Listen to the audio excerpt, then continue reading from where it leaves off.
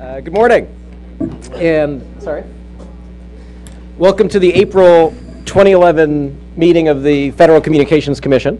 Before we begin, I'd like to welcome some guests who have joined us today. We have three officials from the Nigerian Communications Commission and two officials from the Nigerian Embassy attending this meeting as part of our International Visitors Program. So on behalf of all the commissioners, we welcome you and we're glad that you're here. Madam Secretary, would you please introduce our agenda for this morning? Thank you, Mr. Chairman. Good morning to you and good morning, commissioners. Today's agenda includes 4 items for your consideration.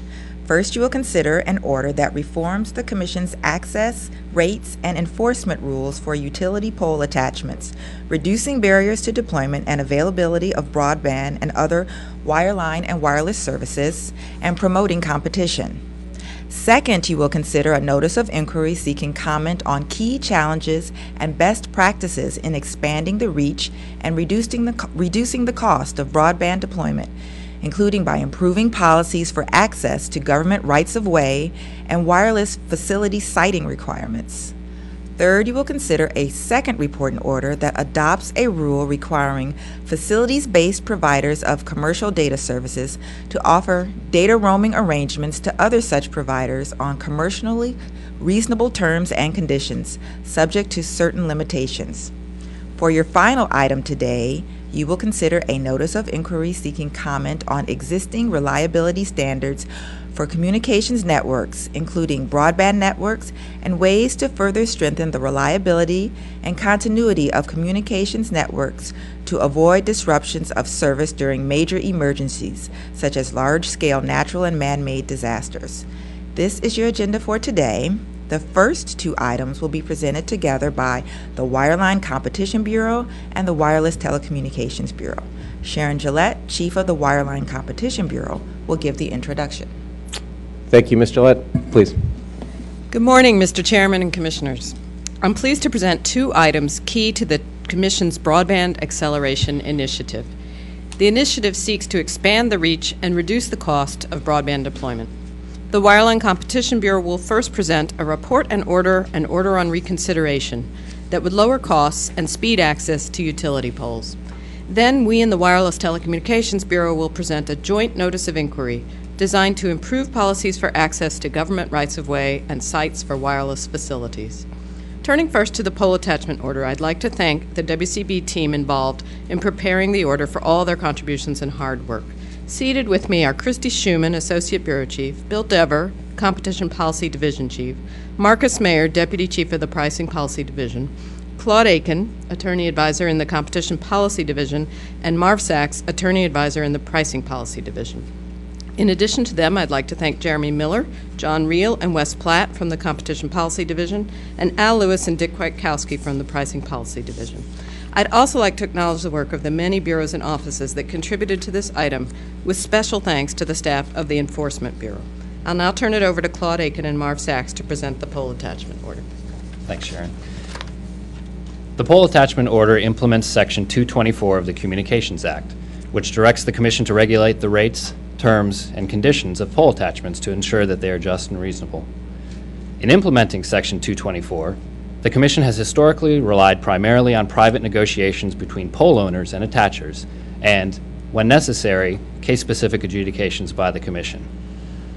But experience since the Telecommunications Act of 1996 suggests that all interested parties would benefit from more guidance regarding pole attachment rates, terms, and conditions. In the proposed order, the Commission revises the pole attachment rules to lower the cost of attachments and reduce delays in access to utility poles by cable systems and providers of telecommunication services. To assure timely attachment to poles, the order establishes timelines for completion of the 4 stages of attachment: survey, estimate, acceptance, and make ready. For attachments in the communication space on a pole, all 4 stages must be completed in just under 5 months. And if the survey or make-ready work is not completed on time, attachers may hire utility-approved independent contractors to do the work. This self-effectuating remedy is based on a successful model that has been working in the state of New York for several years. The order affirms the right to access pole tops for attachments of wireless equipment that requires such space for maximum effectiveness. Taking account of additional safety concerns related to working among electric lines, the order adopts a timeline of just under 6 months for attachments above the communication space, combined with a complaint remedy. Both timelines are balanced by limitations on the number of poles per month that may be subject to the timeline, and the ability of the utility to temporarily stop the clock for exceptional circumstances. To allow utilities to scale the work required for large orders, we add 60 days to each timeline for orders of more than 300 and up to 3,000 poles. On reconsideration, the order clarifies that a utility's use of an attachment technique in the electric space does not obligate it to allow the same technique in the communications space. With regard to enforcement, the order adopts various modifications to the Commission's process for pole attachment disputes that are designed to make enforcement more efficient and effective. In addition, the order establishes rental rates for pole attachments that are as low and close to uniform as possible, consistent with Section 224 of the Act. As previously implemented by the Commission, the telecommunications rate formula generally resulted in higher pole rental rates than the cable rate formula for essentially the same attachment to a pole. The order reinterprets the ambiguous term cost in the Section 224E telecommunications rate formula, appropriately balancing the Commission's broadband goals with the interest in continued pole investment. This new telecom rate will, in general, approximate the current cable rate. The order also confirms that wireless providers are entitled to the same rate under the statute as other telecommunications carriers. Finally, the order also addresses pole attachments by incumbent local exchange carriers, or ILECs. Historically, ILECs owned roughly as many poles as electric utilities and were able to ensure just and reasonable rates, terms, and conditions for pole attachments through negotiated agreements. Given subsequent marketplace developments, including declining pole ownership by some ILECs, the order identifies a need for targeted Commission oversight. Revisiting the Commission's prior interpretation of the statute, the order allows ILECs to file pole attachment complaints and provides guidance regarding the Commission's approach to evaluating those complaints and the appropriate rate charged to the ILEC. The Bureau recommends adoption of this item and requests editorial privileges. Thank you. The Wireless Bureau is pleased to present jointly with the Wireline Bureau a Broadband Acceleration Notice of Inquiry. This notice builds on the record begun during the Commission's February 9th Broadband Acceleration Conference and considers ways we might improve rights-of-way and wireless facilities siting requirements in order to expand the reach and reduce the cost of broadband deployment. The provision of next-generation wireless broadband services will require the deployment of substantial additional facilities over the next several years. As a result, improving rights-of-way access and wireless facilities siting can significantly enhance wireless broadband deployment. I would like to recognize the efforts of the staff from the Wireline and Wireless Bureaus involved in preparing the Broadband Acceleration NOI. Seated with me are Tim Stelzig, Deputy Chief of the Wireline Bureau's Competition Policy Division, and Claudia Pabo, Legal Assistant to the Division Chief. In addition to them, I would like to thank Dina Shetler, Lisa Galp, Steve Rosenberg, Bill Dever, Wes Platt, Dan Abeda, Donald Johnson, Nisha Gundelsberger, Peter Trachtenberg, Jennifer Flynn, Jennifer Salas, and Jeff Steinberg. I would also like to thank Jeffrey Blackwell and Irene Flannery, Chief and Deputy Chief of the Office of Native Affairs and Policy in the Consumer and Governmental Affairs Bureau, for their assistance on the tribal aspects of this item. Claudia Pabo will now present the item. Thank you.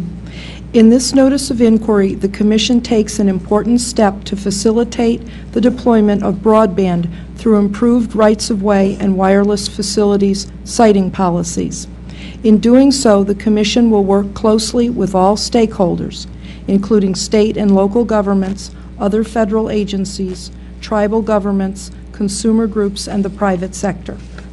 The notice seeks comment on a broad range of rights-of-way and wireless facilities siting issues, including the timeliness and ease of the permitting process, the reasonableness of charges, the extent to which ordinances or statutes have been updated to reflect current communications technologies or innovative deployment practices, whether ordinances or statutes provide for non-discriminatory treatment of rights-of-way users and parties seeking approval for wireless facilities siting, and the extent of consistency in practices and rates across different jurisdictions or areas. The notice requests data from both governmental entities and industry on these issues. For example, the notice requests comprehensive data regarding processing intervals for permit approvals and current rights-of-way charges. The notice also seeks information on such issues as the policy goals underlying current practices and charges, and data about how rights-of-way and wireless facilities siting issues influence deployment decisions by infrastructure and communications companies.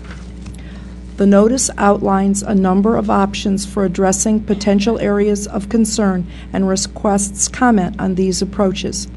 These options include a variety of voluntary programs and educational activities which the Commission could facilitate, including compilation and promotion of best practices for government rights-of-way and wireless facilities siting, a, quote, race to the top, unquote, to recognize localities that follow best practices, efforts to encourage uniformity in government rights-of-way and wireless facilities siting requirements, Commission-sponsored mediation of disputes concerning rights-of-way access and wireless facilities siting, and steps to increase awareness of innovative facilities deployment practices in rights-of-way.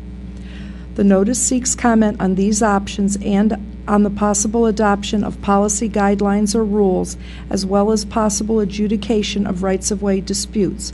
Finally, we note that the Commission has established a Technical Advisory Committee, or TAC, that is engaged in complementary efforts to encourage broadband infrastructure deployment. The Bureaus recommend approval of the item and request editorial privileges. Thank you. Well, thank you very much for your work on this important set of items. Let's turn to comments from the bench. Commissioner Cobbs. Thank you, Mr. Chairman. My thanks, first of all, to the Bureaus for their hard and cooperative work on these two items, and my thanks to the Chairman for bringing us another critical component of the National Broadband Plan. That plan clearly and rightly identifies pole attachment policy as a key part of ensuring that all Americans have access to robust and affordable broadband service. It's not very sexy or very exciting, and you can pretty quickly get lost in the weeds.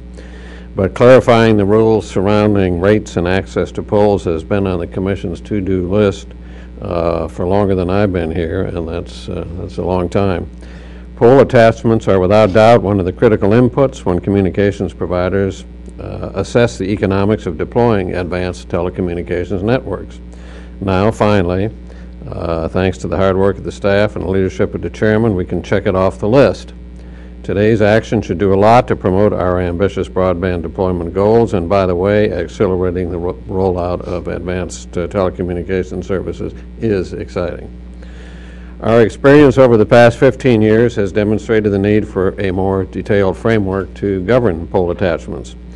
I believe today's revisions of the pole attachment rules will promote a more competitive broadband market and will spur broadband's availability throughout the country. To that end, we establish a more balanced process to ensure timely and non-discriminatory access to poles for both wireline and wireless attachers, which should go a long way toward removing uncertainty and minimizing delays that have frustrated deployment. The disparities in pole attachment rates for different providers have also been a source of confusion and litigation, and hopefully the clarity we add today will discourage such outcomes. The provision we add to this item of a mechanism to ensure that incumbent local exchange carriers will have a forum to seek Commission remedies for rates that they believe to be unreasonable and unjust is, I think, a good and important step in the right direction. A couple of comments concerning the second item. We should always be mindful of and build upon the successful experiences of local and state levels. This much we know: in order to spread the wonders of broadband to every corner of the country, we're going to need a set of best practices in place that will both expand the reach and reduce the costs of deployment. While we sprint ahead to make broadband a reality, we need to be cognizant of the authority that local, state, and tribal entities have over rights of way and the siting of wireless facilities. In beginning this conversation today with the notice of inquiry just presented by the Bureau, we need to be mindful of not impinging on local rights as we keep our important broadband objectives front and center. We need the right questions asked, the right data gathered, and input from all relevant stakeholders. Getting high-speed, value-laden broadband out to every citizen in the land is, if it's to become a reality, a partnership exercise, just as all major infrastructure builds out in this country have been partnership enterprises going way back to the beginning. That means the private sector and the public sector including the federal, the state, and the local levels. If we all pull together and work together on this, we can get the job done and keep the United States a world leader in technology and innovation and consumer opportunity. So I thank you. Good. Thank you very much. Commissioner Gallo. Thank you, Mr. Chairman. While not the most exciting of issues on its face, the Commission's poll attachment rules are nonetheless critical to our nation's broadband deployment effort. I remember one of our very first meetings as you became chairman, I said, broadband deployment is absolutely critical, but it may all boil down to things that are nitty-gritty like poll attachments. And so here we are, and I commend the chairman for reopening the poll attachment debates last spring and following through with some concrete decisions. Our action today will help promote continued broadband deployment throughout our country. Our guidance regarding so-called make-ready work will provide more certainty, help streamline the process, and ultimately speed new entrants' efforts to deploy broadband.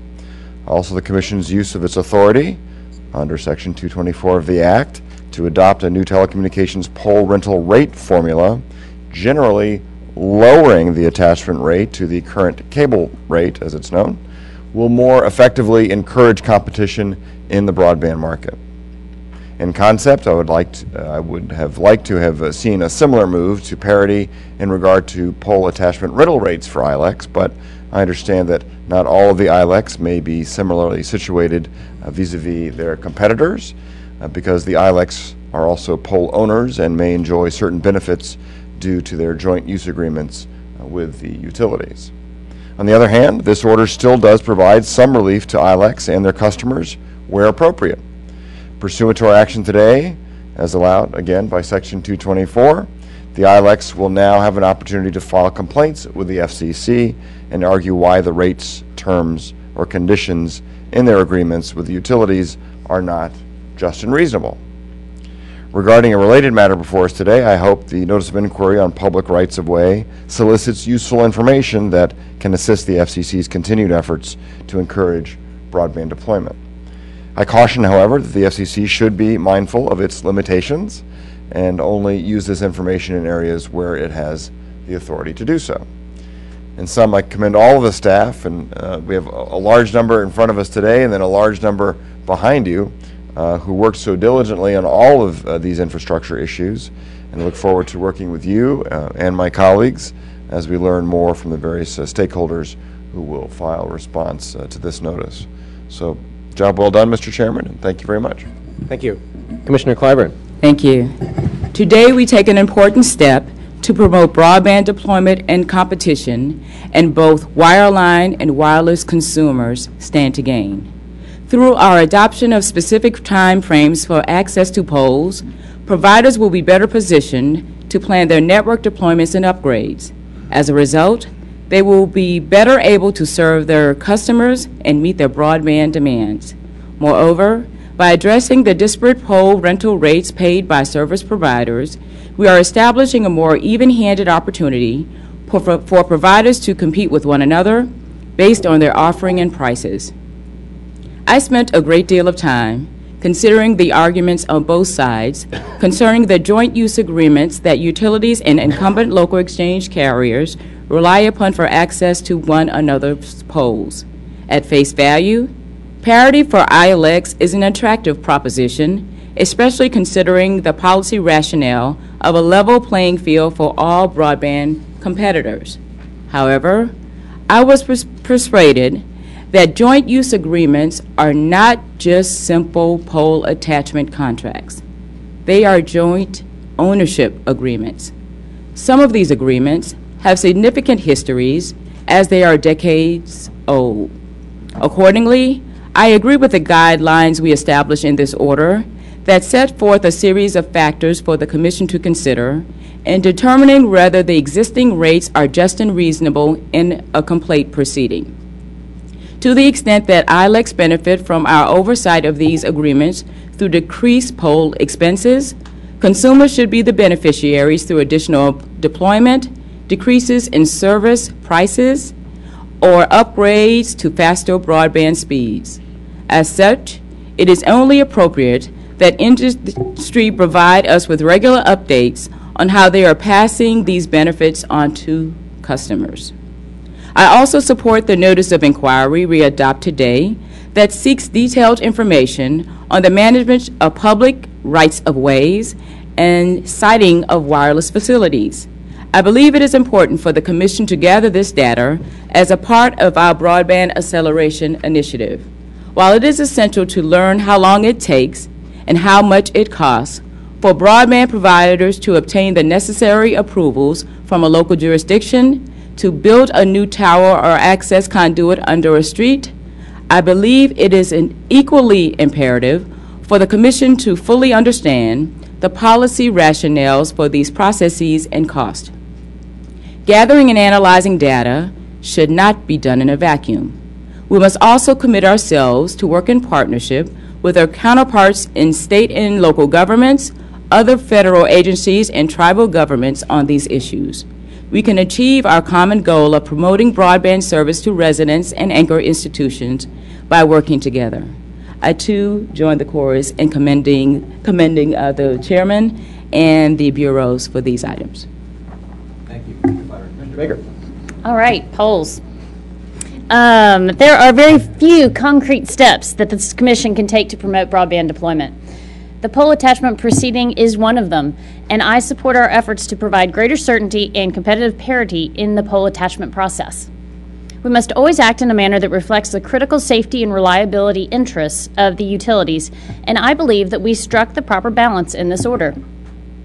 We take important steps to provide clarity to all stakeholders on wireless attachment rates, timelines, and pole top access issues. The ability to leverage utility poles may be critical for next-generation wireless build-out to fill coverage holes, to more efficiently reuse spectrum, and to take advantage of the distributed antenna systems. This is the type of action needed to help us achieve our collective goal of nationwide 4G coverage and promote greater mobile broadband competition and efficient spectrum policy. We importantly make clear that utilities retain their statutory right to ensure the safety and reliability of their core networks. I expect wireless operators and utilities to work collaboratively to promote and protect electric networks while facilitating access to these new technologies and services. I also support the effort to raise the profile of important rights-of-way issues in the accompanying notice of inquiry. While our authority to act in this area is limited, the Commission does have a role to highlight the impediments to broadband deployment, and I am hopeful we can partner with industry, states, and localities to address these challenges together. I want to thank the staff, all of you, for all of your efforts navigating this very complex legal and operational issue. Thanks. Thank you, Commissioner Baker. And I agree with Commissioner McDowell and all of our colleagues that pole attachments, rights-of-way are the blood and guts of what it takes to promote broadband deployment in the United States. And today, with these items, we take a major step in reducing barriers to broadband deployment, even as we set the stage for further progress on this important goal. Our actions today, thanks to the hard work of the staff and my colleagues, will enable and accelerate billions of dollars of private investment in the 21st century infrastructure we need to create jobs, grow our economy, and compete globally. Today's actions implement key recommendations of the National Broadband Plan and are central pillars of our broadband acceleration initiative that we announced in early February. This initiative is one of the Commission's top priorities, an agency-wide effort to speed the build-out of wired and wireless broadband by removing obstacles to deployment, particularly obstacles created by unneeded or inefficient regulation. Now, having determined that broadband is not being reasonably and timely deployed to all Americans, the Commission is required by Section 706 to take immediate action to accelerate deployment by removing barriers to infrastructure investment. The Broadband Acceleration Initiative and our actions today are central to carrying out that duty. The initiative incorporates work being done by the Commission's Technology Advisory Council. I was pleased that we revived the TAC, announced its new members in October, and gave them a concrete charge. Identify ways to use communications technologies and spectrum to drive job creation and economic growth. Under the excellent leadership of Tom Wheeler and with participation from a host of private sector experts and internet pioneers, the TAC has already identified several promising policy proposals, and I look forward to the Commission considering them in the coming year. Another key milestone in this area was the Broadband Acceleration Conference we held earlier this year, which yielded a number of strong ideas for policy reforms, many of which are included in the notice of inquiry the Commission adopts today. Why is this initiative so important? In the race for global competitiveness, the speed with which we can build America's broadband networks is as important as the speed that is delivered over those networks. Broadband is indispensable infrastructure for improving America's productivity in the 21st century, which in turn is key to robust economic growth and job creation. And so the faster we build out broadband, the faster we can help American workers and small businesses create the leading web-based enterprises of tomorrow. That's what the Broadband Acceleration Initiative is all about. And the Pole Attachments Order we adopt today comprehensively reforms the Commission's pole attachment rules for the first time since the 1990s, taking account of major changes in the marketplace and incorporating smart policies pioneered by various states. Some might wonder what the connection is between utility poles and broadband service and why the Commission is acting in this area. Well, utility poles are essential to providing broadband service, wired and wireless, because that's where communications companies string cables and increasingly place wireless antennas. If every company that wanted to provide broadband service had to build its own separate set of poles to carry its equipment, we wouldn't have much broadband in this country. It would simply be too expensive and often impossible to build an entirely new network of poles. That's why the Commission has historically taken steps to ensure the communications providers have reasonable access to the poles that already exist throughout the country. The record in this proceeding demonstrates that today, the process by which broadband providers get access to utility poles frequently is so unpredictable, takes so long, and costs so much that it discourages providers from entering the marketplace and significantly delays broadband build-out. So our order provides for fixed timeline for getting access to poles that providers can count on for both wired and wireless build-out. It also provides a timeline for accessing the tops of poles, which are key for deployment of wireless broadband technologies like distributed antenna systems, what people call DAS, DAS for short. These deployments use multiple antennas to provide wireless coverage over the same area as a single antenna, but with better reliability and using less energy. Increasingly, they require utility poles in order to be rolled out. As a result of this order, DAS providers estimate that their cumulative capital investment over the next 6 years could total $15 billion. So this action will spur literally billions of dollars in private investment from DAS alone. Importantly, the order balances the need for efficient access to poles with vital protections for the safety and reliability of our electric grid and empowers utilities to effectively prevent unauthorized attachment to their poles. Line workers perform jobs that are both valuable and dangerous, and we've been careful in developing this order to make sure that we do nothing that would jeopardize their safety or the safety of others. The order also reforms policy for pole attachment rates. The record shows that pole rental rates vary widely and are often inefficiently high, which slants the competitive playing field, distorts infrastructure investment decisions, and deters broadband build-out. That's why incumbent phone companies argue that the Commission should regulate the prices they pay to access a utility's network of poles. Reforming pole attachment rates is particularly important for rural America, where this order will reduce pole rental costs for some broadband providers by more than 50%. This should spur broadband deployment where it's needed most, reduce the need for universal service funding to serve some hard-to-reach areas, and lower the cost of serving some rural households by as much as several dollars per month, which could mean real savings on consumers' bills. Now, we expect these benefits to occur and would be concerned and would seriously consider modifying our approach to this issue if we did not see evidence that the benefits we're anticipating with this order occurred in the marketplace.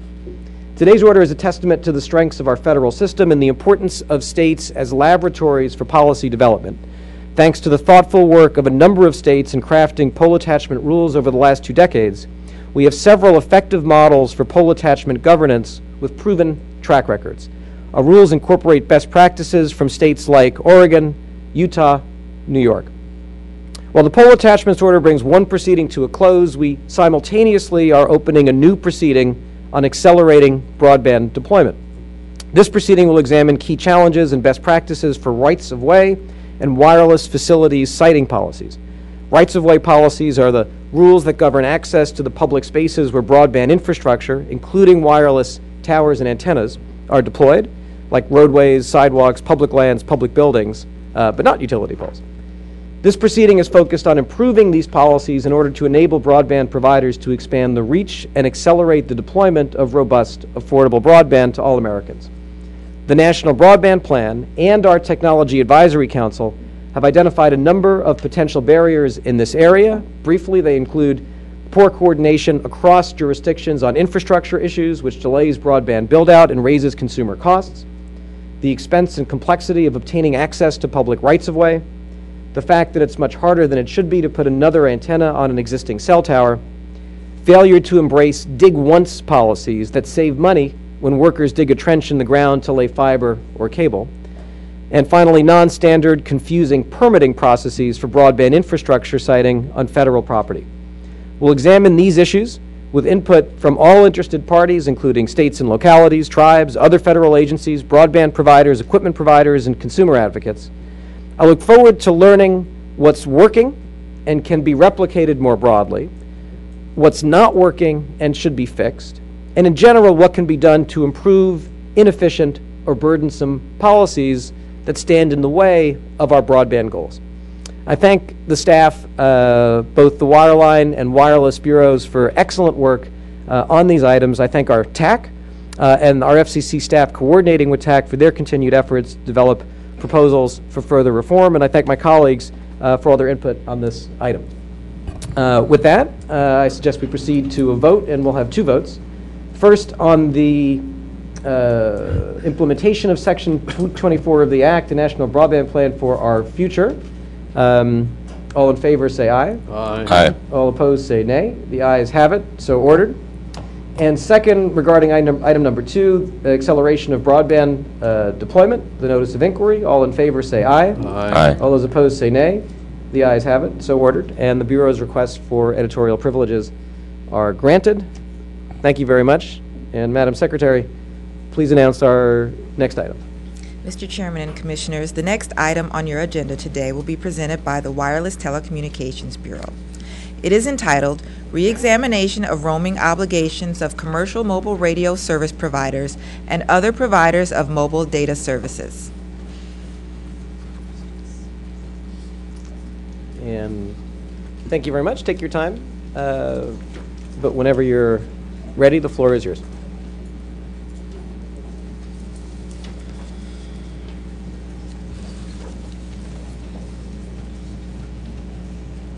Good morning, Mr. Chairman and Commissioners.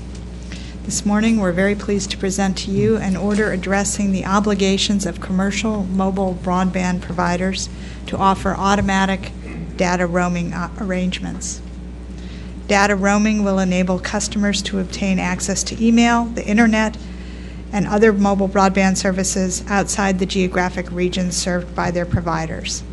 Today's second report and order establishes a regulatory framework that will create incentives for providers to negotiate data roaming arrangements on a timely basis. We believe the adoption of this rule is essential to promote investment and competition and to ensure that American consumers realize the enormous benefits of mobile broadband. With me at the table are Austin Schlick, the General Counsel, Neisha Gundelsberger, Chief of the Spectrum and Competition Policy Division in the Wireless Bureau, Christina Clearwater, Assistant Division Chief in that division, and Brenda Boykin, an attorney in the division. Brenda will present the item, and then Austin will discuss the legal analysis underlying it. Good morning, Mr. Chairman and Commissioners. Mobile data services are increasingly important to Americans. As a result, mobile data traffic has risen sharply over the past few years, and it is expected to increase at an even greater rate in the coming years. As consumers' use of mobile data services has increased, they have become more reliant on such services, and they expect to remain connected wherever they go, just as they can with mobile voice service. Broadband deployment is a key priority for the Commission. Data roaming enables consumers to have the nationwide mobile broadband connectivity they expect. Data roaming also creates incentives for providers, both incumbents and new entrants, to invest in and deploy broadband networks. The availability of data roaming fosters competition among multiple facilities-based providers in the industry, ultimately providing consumers with greater choice in mobile broadband. The item before you finds that there is a need for a data roaming rule. First, the record shows that it is difficult for small, rural, and regional providers to obtain data roaming agreements. Second, the record includes affidavits stating that data roaming is critical to investment in broadband networks and also demonstrates the importance of data roaming to competition. Third, there is a significant risk that without a rule, a facilities-based provider that does not have a nationwide broadband network will simply be unable to offer its customers nationwide mobile broadband connectivity. The record shows that providers have encountered significant difficulties in obtaining data roaming arrangements on advanced data networks, particularly from the two major nationwide providers. Although Verizon Wireless launched its EVDO network in October 2003, it had entered into only 9 EVDO roaming agreements by April 2010, the date the Commission released the data roaming second notice of proposed rulemaking. Less than a year after release of that NPRM, by January 2011, the number of 3G data roaming agreements Verizon Wireless had entered had climbed to 22, a 144% increase since April 2010. AT&T launched its 3G HSPA network in 2005. As of April 2010, AT&T had no 3G roaming agreements in place. As of late March 2011, AT&T had entered into one HSPA Plus data roaming agreement. Verizon Wireless and AT&T are deploying fourth-generation long-term evolution networks. These major providers have not indicated a willingness to offer data roaming arrangements that cover these networks anytime in the near future, except in the context of Verizon Wireless's Rural Initiative, which covers areas where Verizon Wireless is not building its LTE network. Other concerns underscore the need for a data roaming rule in today's marketplace. For example, consolidation in the mobile wireless industry has reduced the number of potential roaming partners for all providers. In addition, this consolidation may have simultaneously reduced the incentives of the largest two providers to enter into such arrangements by reducing their need for reciprocal roaming. The availability of roaming arrangements also facilitates new entry. Previously, the Commission found that the lack of roaming can constitute a significant hurdle to new competition and can delay or deter entry into a market. The data roaming rule before you would require facilities-based providers of commercial mobile data services to offer data roaming arrangements to other such providers on commercially reasonable terms and conditions, subject to several limitations, including the following examples. Providers may negotiate the terms of their roaming arrangements on an individualized basis so that they may have different terms with different providers. Providers may also condition the effectiveness of a roaming arrangement on the requesting provider offering service with a generation of technology comparable to the one it seeks to roam on. In order to address concerns regarding network congestion, providers may negotiate reasonable measures to safeguard the quality of service against network congestion that may result from roaming traffic, or to prevent harm to their networks. In the event negotiations are unsuccessful, parties may seek commission resolution of their disputes, either through a complaint or a petition for declaratory ruling. Disputes will be resolved on a case-by-case basis, taking into consideration the totality of the circumstances. Commission staff may direct the parties to submit their best and final offers, and, in the event of a violation of the rule, may rely on these submissions in fashioning an appropriate remedy. Austin will now present the legal analysis. Mr. Chairman and Commissioners, Title III of the Communications Act, including Section 303, requires the Commission to establish requirements for wireless services in the public interest. The data roaming rule implements that mandate. Now, two commenters have suggested during this proceeding that a data roaming rule could constitute a common carriage regulation, which they say is prohibited. Common carriage would involve delivery of roaming traffic for all requesting providers indiscriminately on standard terms. The rule before you does not require common carriage. It allows wireless providers to customize their roaming arrangements through individualized negotiations. This freedom to negotiate commercially reasonable arrangements on a case-by-case basis resolves the commenters' theoretical arguments about common carriage. For these reasons, the Office of General Counsel has determined that the data roaming rule under consideration today is consistent with legal requirements. Thank you, Austin. A great deal of analysis and data crunching went into this item as we sought to satisfy ourselves that rules are required.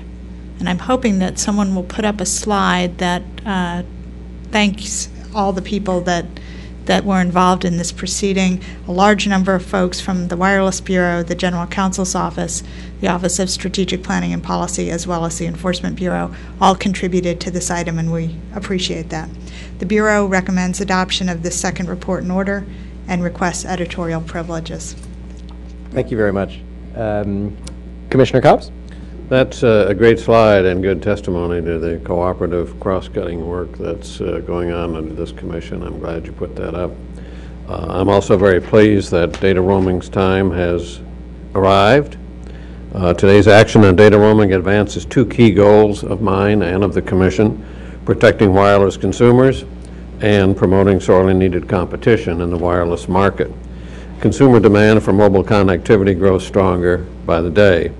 That demand is not limited to voice service, and neither should be the requirement to offer roaming on reasonable terms. These safeguards ensure that small regional carriers can hope to compete in the wireless marketplace while investing in their own build-out of facilities. It means that their subscribers can have comparable flexibility to move about the country as customers of the wireless behemoths.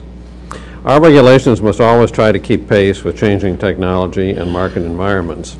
In our new digital world, few consumers buy a mobile handset exclusively for voice telephony services.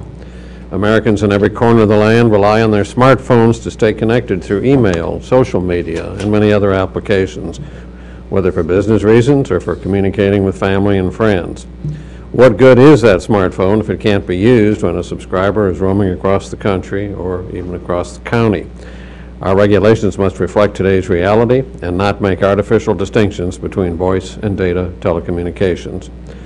I commend the chairman for bringing this proceeding to resolution, and of course I thank the staff of the Wireless Telecommunications Bureau and the Office of General Counsel and the others that you cited for their tireless work on the item. I would have supported an item that gave carriers the right to negotiate roaming agreements at just and reasonable rates, as opposed to the commercially reasonable standard we adopt here. I am confident, however, that vigorous application of today's order can and should lead to much the same result, ensuring that consumers, no matter where they live or what carrier they choose, can use mobile technology to the fullest extent possible, and in such a way as to reflect the needs and opportunities of the digital age.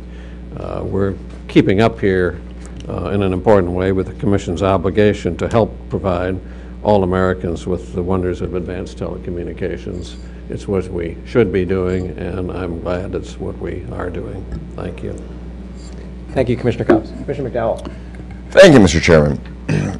My colleagues and I agree that America's consumers expect that their mobile data services of today and tomorrow will work seamlessly wherever they go.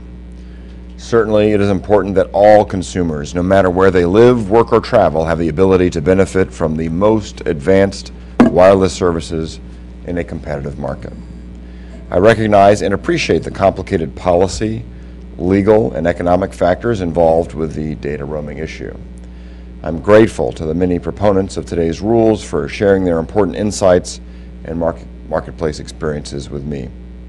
And I also thank the Chairman for his diplomacy and graciousness in attempting to forge, in his view, a streamlined order that I know is motivated by the best of intentions. I'm also grateful for the efforts of those companies that are continuing to reach roaming agreements, including for data services.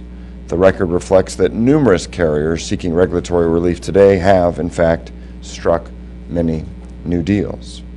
I also agree with my colleagues that many benefits flow from the widespread availability of data roaming.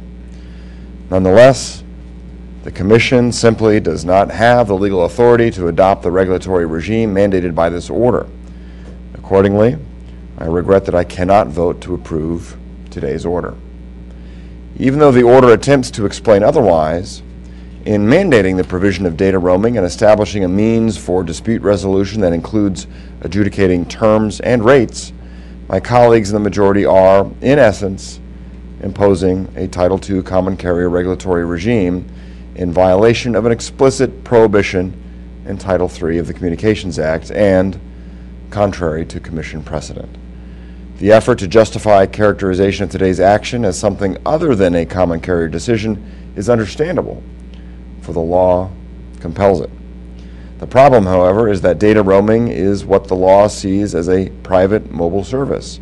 In other words, the service is considered a mobile service under the Act, but not a commercial mobile service or the functional equivalent of a commercial mobile service.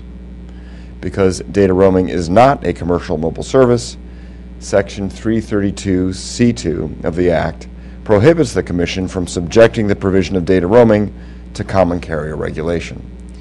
Under this rubric, the Commission in 2007 unanimously concluded that provision of wireless broadband internet access service is an information service and that data roaming service must be free from common carrier regulation. In establishing new regulations for roaming arrangements among commercial mobile data service providers, today's order goes to great lengths to argue that authority is pursuant to and consistent with Title III of the Communications Act. The new rule, Section 20.12E1 for practitioners out there who might be looking it up later, states that a facilities-based provider of commercial mobile data services is required to offer roaming arrangements on commercially reasonable terms and conditions. The rule also provides that service providers will have discretion to negotiate on an individualized basis and may reasonably choose not to offer roaming arrangements in certain circumstances. The text of the order concludes that these mandates do not constitute common carriage because they do not employ Title II terminology explicitly. In other words, the order justifies its mandate by claiming that the new rules do not constitute common carriage because they do not employ the terms just and reasonable and not unreasonably discriminatory as found in Sections 201 and 202 of the Act. What is perhaps even more difficult to reconcile with the pattern and structure of the Act, however, is the new rule that invites data roaming complaints through the Commission's formal and informal complaint procedures as set forth in Part 1 of the Commission's rules. The text states that, for purposes of new Section 20.12E, references to a carrier or common carrier as set forth in Part 1 will mean, quote, a provider of commercial mobile data services, end quote. even though the order disclaims elsewhere any intent to turn these providers into common carriers. Excuse me. And as the order expressly acknowledges that this adjudication procedure will involve Commission decisions on terms and rates. The majority's efforts to legally justify the new regulations, no matter how well-meaning, cannot survive dispassionate analysis. This decision embodies the hallmarks of classic common carriage. The regime compels the provision of service and restricts the discretion of providers to determine to whom and on what rates and terms to provide it. Indeed, the new rules constitute common carrier regulation by their very existence in mandating the provision of a mere information service. Thus, when considered in their totality, these new mandates plainly do violate the Act and Commission precedent. We cannot evade the law by upending years of legal precedent and congressional intent to recast and redefine the meaning of common carriage. Moreover, in crafting a new rule for complaints by bootstrapping onto the complaint procedures that pertain to common carriers, the majority eliminates all of the commercial flexibility granted to the providers. That the new rules allegedly permit providers to negotiate commercially reasonable terms and to offer different terms to different parties does not change the common carrier nature of these regulations. After all, this new standard and process must, by their very terms, involve the Commission in setting rates and, by extension, terms and conditions, and to do so with reference to similarly situated common carriers. As a practical and legal matter, how else would commercial reasonableness be determined?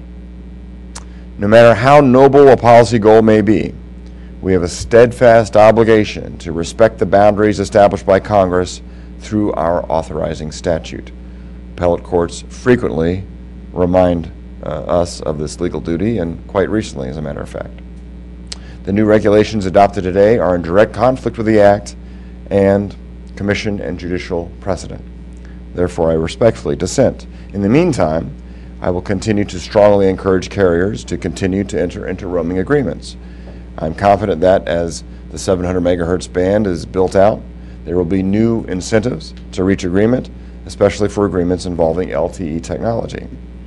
These market developments will surely foster new incentives for mutually beneficial roaming relationships. But in the meantime, I respectfully dissent. Commissioner Clyburn. In Section 706 of the 1996 Telecommunications Act, Congress directed the Commission to encourage the deployment of advanced communications services to all Americans by using measures that promote competition in local markets. Last year, the 14th Mobile Services Report estimated that more than 10 million Americans still live in rural census blocks, with either two or fewer mobile service providers. The report also explained that roaming is a critical component of the structure of the mobile services market because it permits competitors to enter hard-to-serve areas. With today's data roaming service order, the Commission takes an important step to ensure that the structure of the mobile data services market advances Section 706's goals and improves the ability of carriers to offer more rural Americans the competitive choices other Americans enjoy. This order also safeguards consumers' reasonable expectations in mobile wireless communications wherever they travel in the country or however they choose to communicate. In the early history of the wireless market, consumers expected seamless service in mobile voice and text services. Trends suggest that this expectation will extend to the most advanced IP-based broadband services. In 2008, 25 million Americans subscribed to mobile broadband service. That number is now over 70 million. Between 2008 and 2009, the percentage of smartphones that accounted for the number of handsets sold rose from 27 to 44%. Over the past few years, the percentage of Americans who solely rely on mobile services for the communications needs has risen to over 25%. To be sure, this growing demand for seamless mobile broadband services is due to investment in innovation in networks, handsets, and applications. But it is also due to wireless companies spending millions, and in some cases billions, on marketing campaigns to persuade consumers why they offer more advanced services over larger geographical areas of the country than their competitors. Wireless carriers have now shifted the focus of their marketing campaigns from voice quality to 3G and 4G network quality, coverage, and reliability. One thing we do not hear these marketing campaigns mention, however, is that roaming is an important reason why companies can even boast of offering nationwide coverage. No single wireless carrier has built out its entire licensed service area. Therefore, to fill gaps in their coverage, all carriers must potentially roam on networks that other non-affiliated companies built. Some argue that the prevalence of roaming agreements for 2G services means a roaming requirement is not necessary for mobile broadband services. I disagree. Some of the opponents to this order are companies who over the past few years have merged with several of their roaming partners. Those mergers mean the number of potential roaming partners for the competitors has dropped. The fact that these merged companies oppose a mobile broadband service roaming rule suggests to me that they might use their increased market power to unreasonably restrict consumer access to competitive alternatives. In fact, as the order points out, a number of these companies resisted offering 3G mobile broadband roaming agreements to their competitors until just recently. That strategy may serve their company's interests, but when an increasing number of Americans are choosing to rely solely on mobile service and demanding more smartphones with mobile broadband service, these roaming restrictions do not serve the public interest.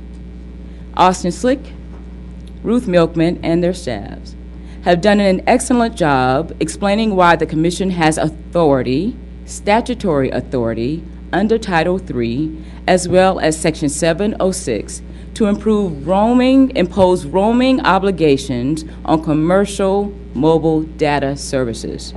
As the item explains, the Commission will continue to monitor roaming in the mobile wireless market. If we continue to find problems, we may have to consider additional measures. Thank you, Mr. Chairman. Thank you, Commissioner Clyburn. Commissioner Baker. Thank you, Mr. Chairman. I understand the importance of data roaming, but I cannot support this order for a fundamental reason. In imposing these data roaming obligations on mobile broadband services, we exceed our authority and impose rules of common carriage that are impermissible under our statute.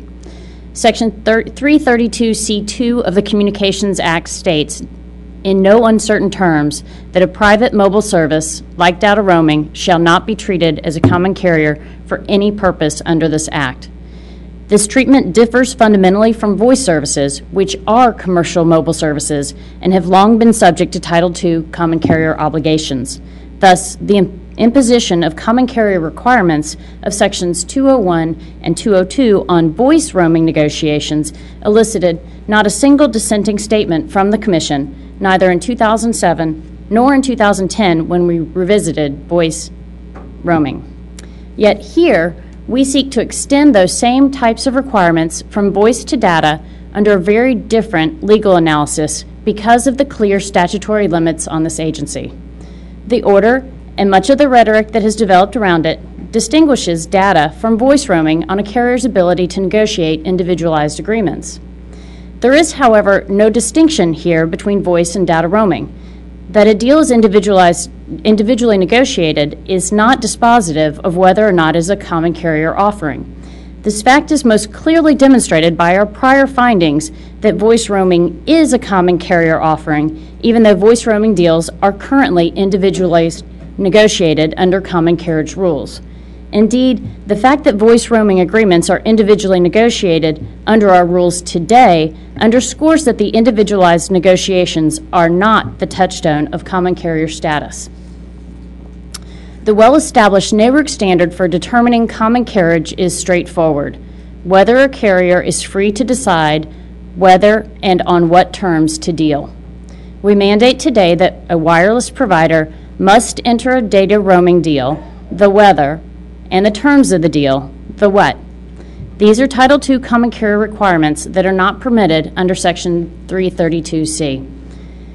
Relevant precedent makes clear that the character of regulatory obligations determines whether they constitute common carrier treatment, not the words used to describe them or the purported source of authority.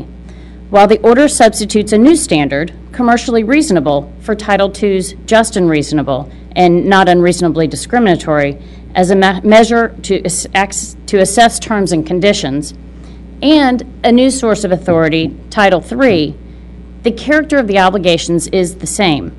The obligations fundamentally track the obligations the Commission previously imposed under Sections 201 and 202. What is worse, the structure we create today creates perverse incentives for parties seeking mandated roaming agreements.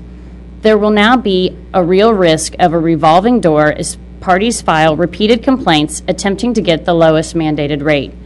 This type of gamesmanship should not be permitted, as it will undermine the commercial process and create a non-trivial burden on Commission resources.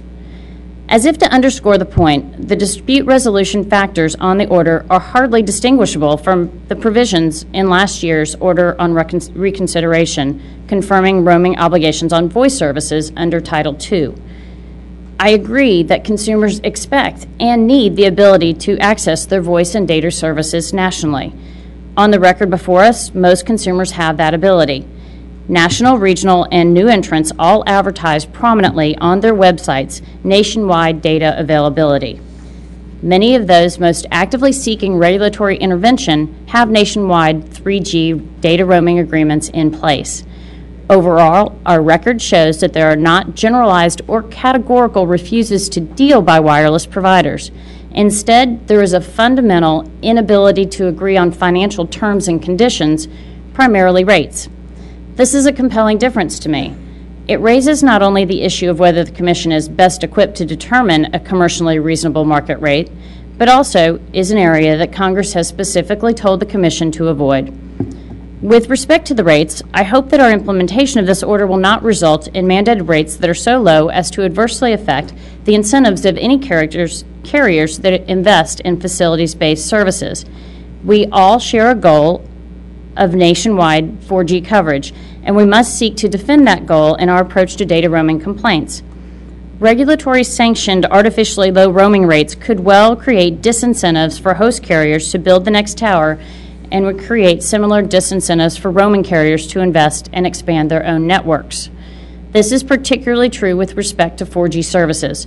The 4G rollout is ongoing. Carriers are investing billions in their next generation networks, which bring a host of additional technical and technological challenges. A more prudent course would have been to have limited this decision to allow the reach of 4G deployment to proceed and for the carriers to understand the challenges and opportunities of these new networks prior to government mandating access. While I do not vote for this order, I nonetheless call on all parties, both those requesting roaming and host networks, to treat each request for data roaming services seriously and in good faith. With or without the regulatory backstop envisioned in this order, it is ultimately incumbent upon our nation's mobile carriers to work together to develop data roaming environment that meets the needs and the expectations of each of us as we increasingly come to rely upon mobile data for all our communications needs. I respectfully dissent. Nonetheless, I want to thank everyone who participated in this long endeavor. I really do appreciate your hard work and dedication. Thank you. Roaming obligations have helped fuel competition, investment, and consumer choice in America's wireless marketplace since the first cellular voice service in 1981. Today, the Commission takes a vital step to update this framework for the 21st century as Americans increasingly use their mobile devices for data as well as voice.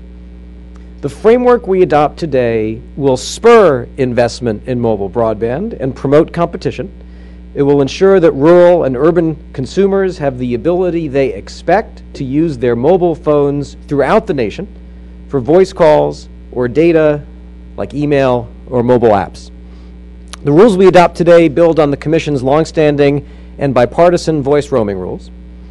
The record on voice roaming is one of unbridled success thanks to the Commission's policies. Today, there are more than 300 million mobile voice subscribers, and virtually every single one has access to nationwide voice service.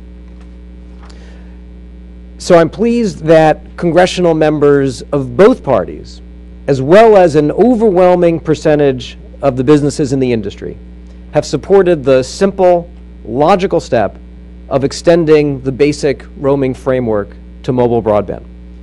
Stemming from our focus on facts, data, and the realities of technology in the marketplace, we today adopt an even lighter touch approach to reflect the swiftly evolving reality of today's data marketplace. Our framework today benefited from our internal deliberations, including input from my colleagues who have decided not to support the order. By adopting a commercially reasonable standard for data roaming offers, we give carriers flexibility to tailor agreements to different environments and to account for concerns regarding congestion and technical compatibility. We've also refined enforcement of the rules with an innovative process designed to drive deals in the commercial marketplace and minimize the need for Commission involvement.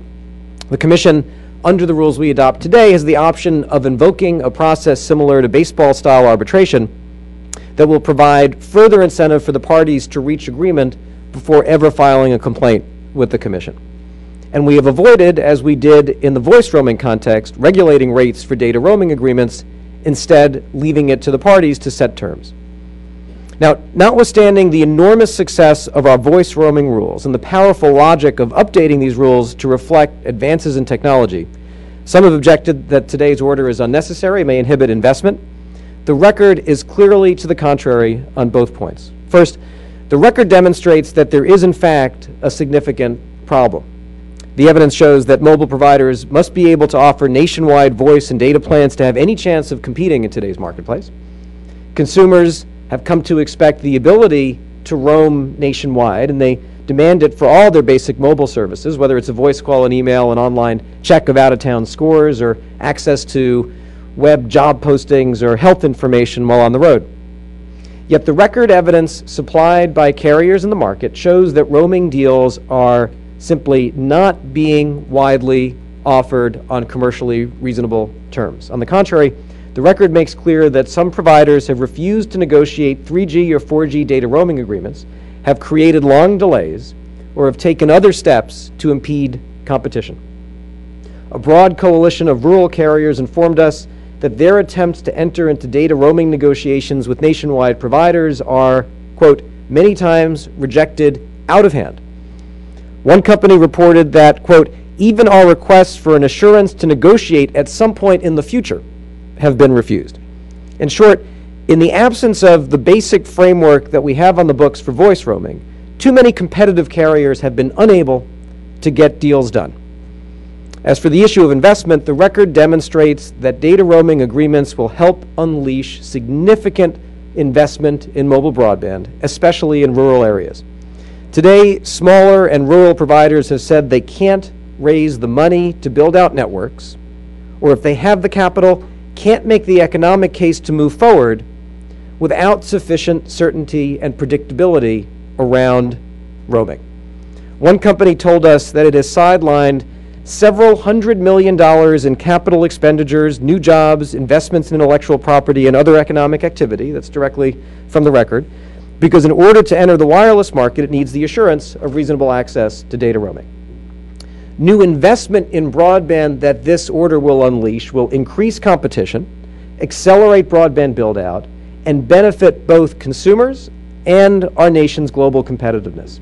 In contrast, the absence of data roaming guarantees will inhibit our broadband future by eliminating choices, especially in rural areas, or in some cases delaying or preventing access to mobile broadband at all. Indeed, every single commenter that filed in this record, other than the two largest nationwide incumbents, asked the Commission to adopt data roaming rules. From both the policy and legal perspective, standing idle in the face of this record would amount to shirking our responsibility. It's untenable to argue that the Commission lacks the authority to adopt data roaming rules, specifically that the framework amounts to common carriage prohibited by the statute. This argument is flat wrong. The framework we adopt leaves mobile service providers free to negotiate and determine on an individualized case-by-case basis the commercially reasonable terms of data roaming agreements. Under the law, this is the very opposite of common carriage. Very often, when we act here at the Commission, someone says we've exceeded our authority. But the truth is that these claims of overreaching are themselves an overreach. During the last 4 years, the federal courts have issued 16 published merits decisions addressing direct statutory challenges to FCC orders. The FCC prevailed in 15 of the 16 challenges, 94% of the time. I'm confident that the same result will pertain here if this order is challenged.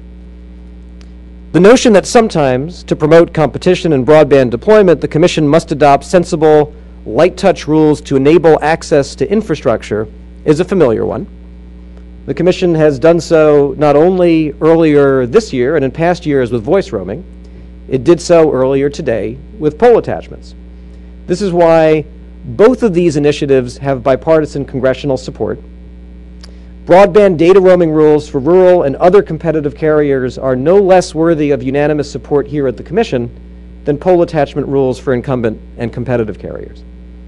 Together, these actions today, pole attachments and data roaming, both recommendations of the National Broadband Plan, mark a significant step to promote a vibrant and innovative broadband future, massive private investment, and our global competitiveness. We know that a vigorous and dynamic mobile data market is vital if America is to remain a global technology leader.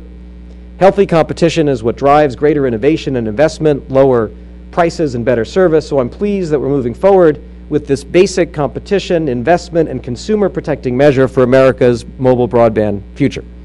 I join my colleagues in thanking the staff for just excellent work on this order, an extensive review of the facts and the data in the record over many months, and as Commissioner Kopp said, a real reflection of the excellent work that's being done in each bureau, and also what we see comes out of bureaus working cooperatively with each other, the Wireless Bureau in the General Counsel's office, our Chief Economist, our Chief Technology Officer, and others at the Commission. I'm glad, Ruth, that you put up the slide acknowledging all the people who worked very hard to make sure that this order was supported by the facts and the data in the record.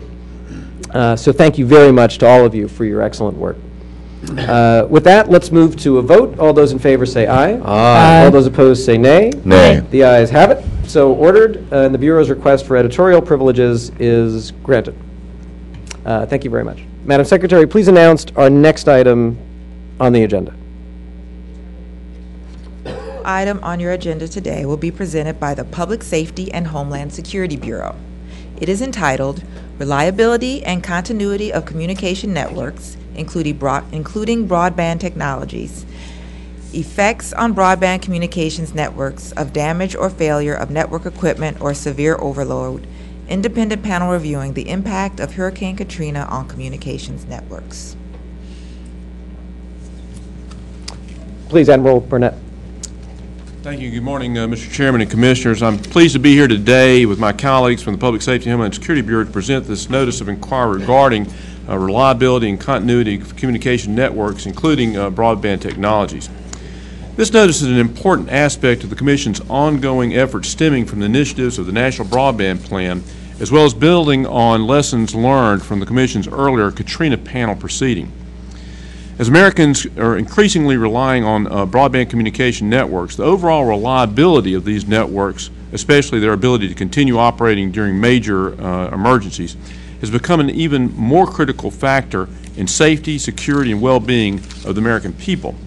Consequently, it is extremely important that we fully evaluate and understand the present reliability and continuity of service capabilities of these networks and how they might be improved.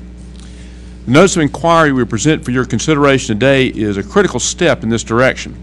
We strongly believe that the information gleaned from this inquiry should be instrumental in helping the Commission assess how we can work with stakeholders to ensure that Americans have a reliable and survivable communications network, including broadband infrastructure, particularly during major man-made and natural disasters.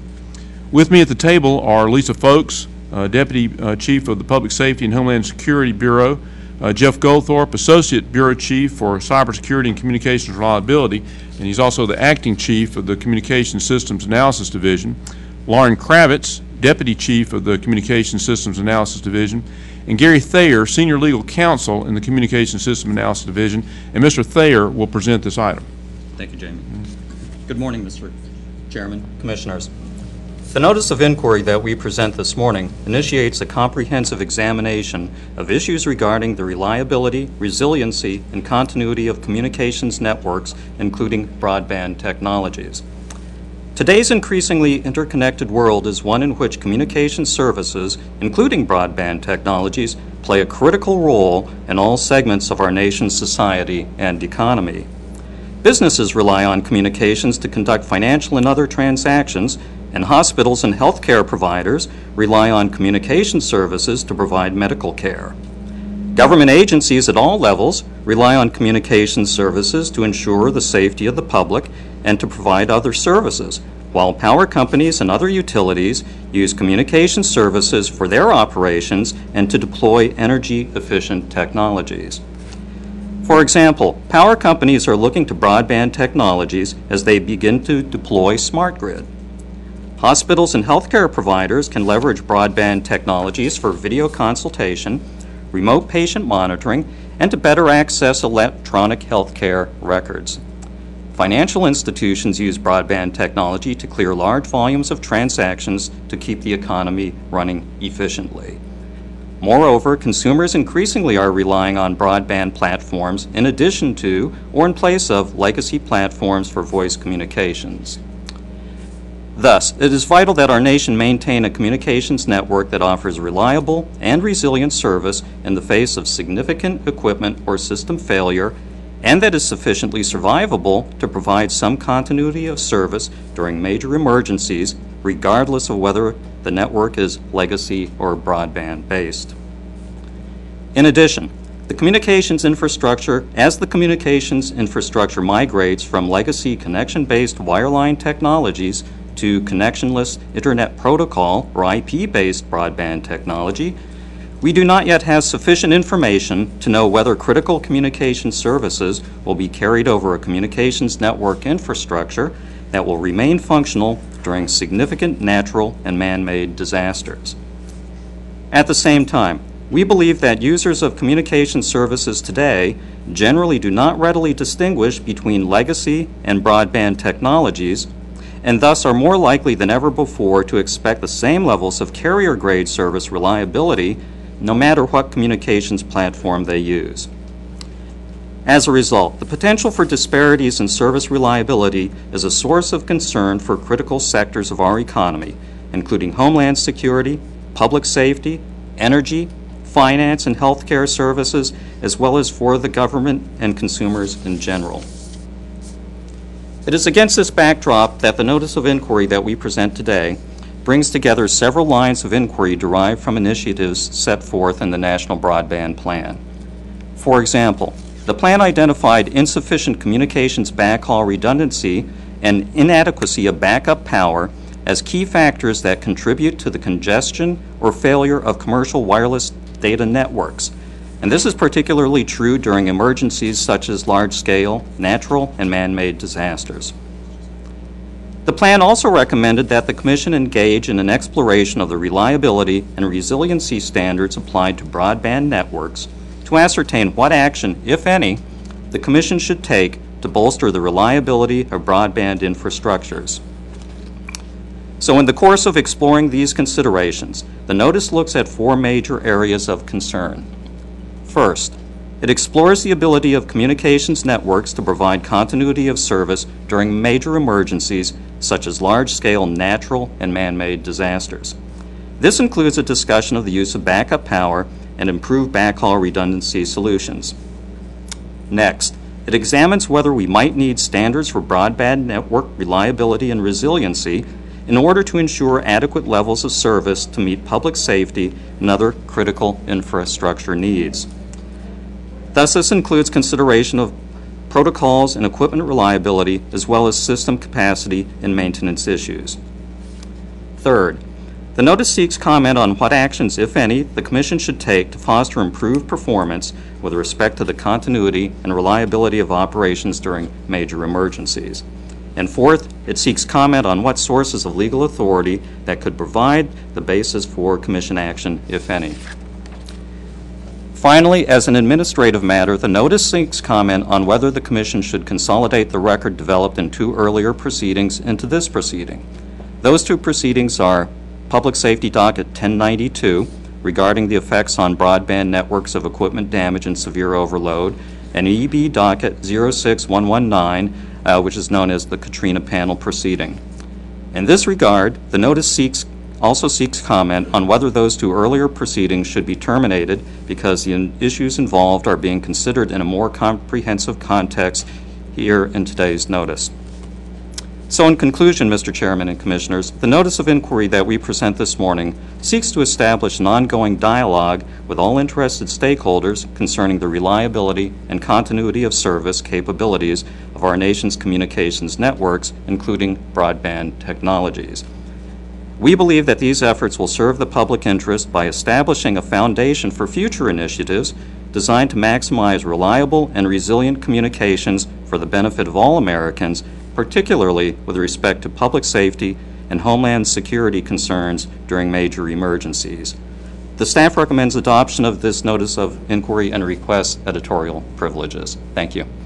Thank you. Before we turn to comments from the bench, Admiral Barnett, I understand that there's unfortunate news from Japan. Yes, sir. We just received word that there's been another 7.4 earthquake there. Tsunami warnings for the northern part of Japan. No tsunami warnings yet for that we understand from Hawaii or the West Coast. And this is happening right now. It just happened, yes, sir. Okay. Thank you, Commissioner Cops. Thank you, Mr. Chairman.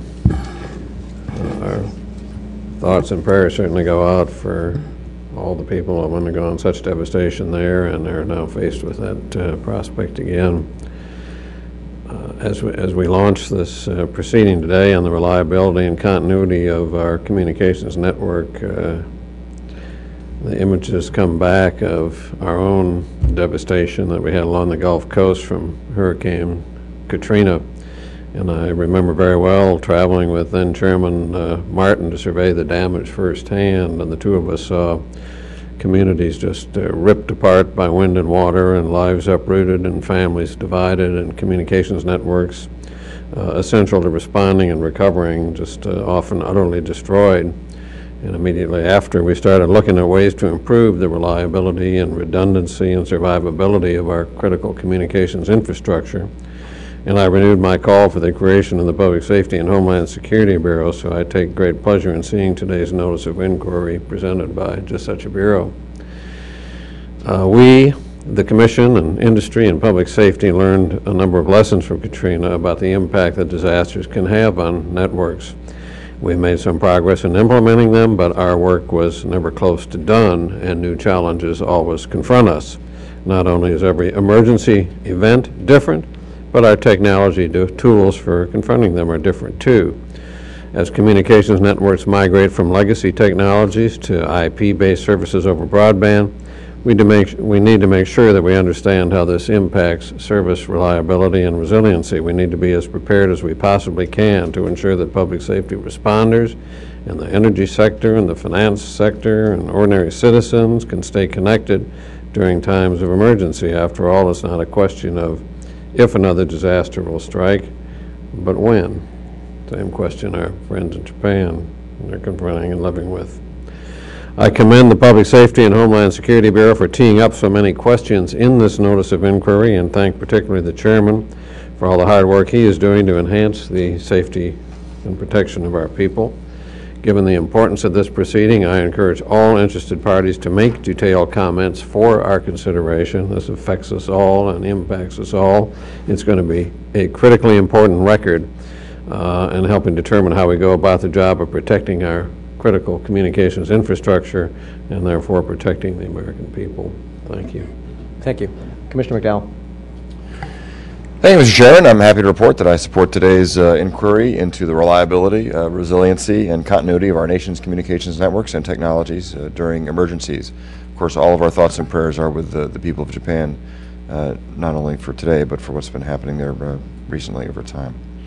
I'm especially gratified that we are proposing terminating 2 open proceedings in favor of the comprehensive approach set forth in today's NOI. I thank Chairman Janikowski and the Admiral and the whole team for creating a more efficient procedure for those interested in participating. I have a particular interest in learning more about our legal authority in this area. That's a theme, ongoing theme, especially as it pertains to more discrete matters such as backup power mandates, an issue the Commission has struggled with over the years, and I've been part of that struggle. In addition, I will look for information on whether and how public safety entities may use commercial off-the-shelf equipment and technologies. I understand that the public safety community has historically opposed reliance upon commercial products due to concerns over lack of coverage or reliability or security, but a consensus may be emerging among them that commercial technologies may provide significant benefits, at least for non-mission critical applications, and maybe more. I hope to learn more about this important issue from both public safety and industry. I've long emphasized the beneficial economies of scale associated with greater use of commercial services and technologies in the public safety sector. Finally, I want to acknowledge our colleague in the Public Safety and Homeland Security Bureau, Gary Thayer. I understand, Gary, you postponed your retirement just to work on this proceeding today. So I wanted to thank you on behalf of all of us for your work not only on this proceeding but for your 24-year commitment to the FCC. I would wish you well and congratulate you on a retirement, but I think actually, Mr. Chairman, we should introduce a resolution today prohibiting him from retiring. I think that might exceed our authority. That might exceed our authority. I think, yeah, there's probably a 13th Amendment issue there somewhere, so glad you're on message. So, okay. But thank you, Gary. Commissioner Clyburn. Thank you, Mr. Chairman.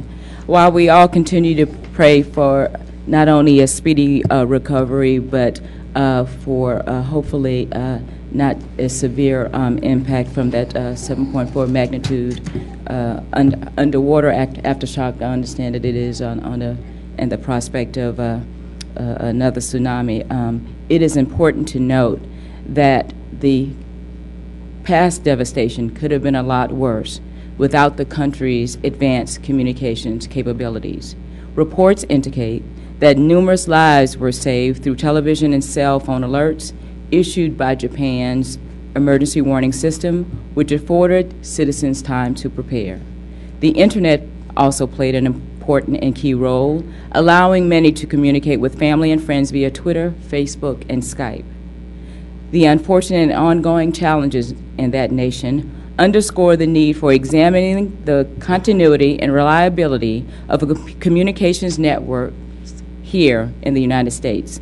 It is imperative that during large-scale disasters, citizens are able to obtain vital information from public safety officials and communicate with loved ones. Our nation's own experiences in the aftermath of disasters such as Hurricane Katrina and the violent storms like one which struck my parents' neighborhood in South Carolina this week highlight the importance of having our networks protected from potential failures. The NOI asks important questions about critical features in preventing the outages, such as the need for backup power and backhaul redundancy. I am also pleased to see that the NOI engages in a comprehensive inquiry on the continuity and reliability of our broadband networks. Critical sectors such as public safety, energy, and finance are migrating from older legacy technologies to broadband. Consumers of communication services at all levels may not know how much the technological platform used to deliver their communications needs, but these consumers expect the same level of quality and reliability regardless of the platform. We must take steps now to see that these IP-based networks have the high carrier-grade standards of legacy systems. In my opinion, the best way to address these issues is to gather input from the widest possible array of stakeholders. Such collaboration allows us to fashion solutions that achieve important policy initiatives without imposing unreasonable burdens on any communications companies. It is possible the industry leadership has developed high-quality standards that are necessary to address reliability concerns for legacy and broadband networks. This proceeding will help shed light on best practices and allow the Commission to take a proper approach to encourage adoption of those standards. I look forward to reviewing recommendations on ways to ensure continual, reliable service on all communications networks during major emergencies. In addition, I too would like to commend the Public Safety and Homeland Security Bureau for its excellent work and leadership on this important issue. Thank you. Thank you. Commissioner Baker. Thanks, Mr. Chairman. I'm just so sorry that we have such an imminent illustration of the necessity of critical infrastructure. I join my fellow commissioners on expressing our sorrow and our thoughts and our prayers clearly with the Japanese people. It's clear that we need the highest degree of continuity, reliability, and resiliency in communications networks. All segments of our society, from national security to consumer welfare, increasingly depend upon them. This is true particularly in the event of a disaster, regardless of whether it is natural or man-made. Exploring the capabilities and deficiencies of our networks is critical to determining any improvements that are needed to them. The inquiry that we launched today will help us understand how and if we can use our authority to promote these improvements as our nation's technologies and systems continue to evolve. And I look forward to learning more as we work together to analyze this essential infrastructure. Thank you so much for all your hard work. Thank you, Commissioner Baker, and thank you to our team at the Public Safety and Homeland Security Bureau for working so hard on this for such a long time. Our thoughts and prayers go out to the people of Japan, especially in view of the news that we heard this morning. The recent devastating earthquake and tsunami in Japan provided a stark reminder of how heavily we depend on reliable and resilient communications networks, especially during major emergencies. It's an unfortunate irony that such disasters and others, including Katrina, which Commissioner Copps mentioned, often provide the best opportunity to learn about the strengths and weaknesses of communications infrastructure. And so, in addition to encouraging our staff to provide whatever assistance we could directly to the people in the government of Japan, we also begun immediately trying to make sure that we understood what we could learn from that devastation and crisis. The events in Japan are an example of a tragedy of scale in a broadband society. The Japanese use broadband to mitigate the impact of the natural disasters, and their efforts do offer some examples for us. For example, the Japan Meteorological Agency's earthquake early warning system relied on broadband to automatically issue alerts via cell phone and TV after the first, less harmful earthquake shockwave, providing a short window for people to prepare for the more powerful shockwave that followed, as well as the tsunami. The broadband early warning system also caused many energy plants, industrial facilities, and transportation services to shut down automatically, averting problems at those locations. High-speed trains automatically came to a safe stop in response to earthquake alerts transmitted along the rail system. The United States does not currently have a comparable earthquake warning system. It is something we should consider, especially for our regions that are most prone to earthquakes. The events in Japan also demonstrate the importance of reliable and resilient internet-based communications, especially mobile services. Residents of Japan with mobile phones, for example, were able to rely on their battery-powered devices to access web-based disaster message boards, Twitter and social networking sites to report on their status, check for updates regarding family and friends. People reporting into disaster message boards could choose a preset status message or write their own short message, and millions of such messages were recorded in the days after the earthquake and tsunami. The continued ability to use wireless devices to access the internet was in large part due to the redundancy of Japan's wireless mesh network, which can automatically reroute signals over alternate paths if one route is destroyed. The reliability of mesh networking is another lesson we can draw from Japan. I understand that the government of Japan and Japanese communications providers have put considerable thought and planning into disaster contingency plans, including backup power requirements. We strive through this proceeding to learn more about the specific best practices in Japan, which enabled an impressive communications recovery in light of widespread devastation. In the United States, we have no federal rules on backup power, and we have to ask whether that situation is acceptable. The inquiry we initiate today is intended to explore this and similar important questions. The Japanese tragedy showed the role that broadcasters play in an emergency.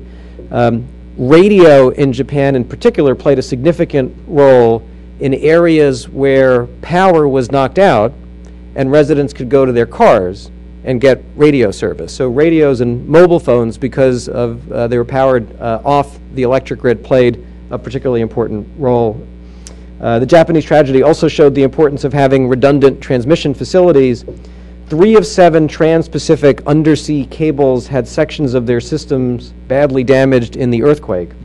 These undersea cable systems are expected to be restored in the next 2 months, but because of both the redundancy and resiliency of the undersea cable networks, international communications to Japan continued even on the days immediately following the earthquake and tsunami. Such redundancy is generally in place for undersea cable systems that directly serve the United States. The Commission keeps a close eye on the resiliency of these important communications networks, and Japan shows us why it's important that we be vigilant. Events such as those in Japan shine a light on the importance of ensuring reliable and resilient critical communications infrastructure at all levels, at all times, and especially during major disasters.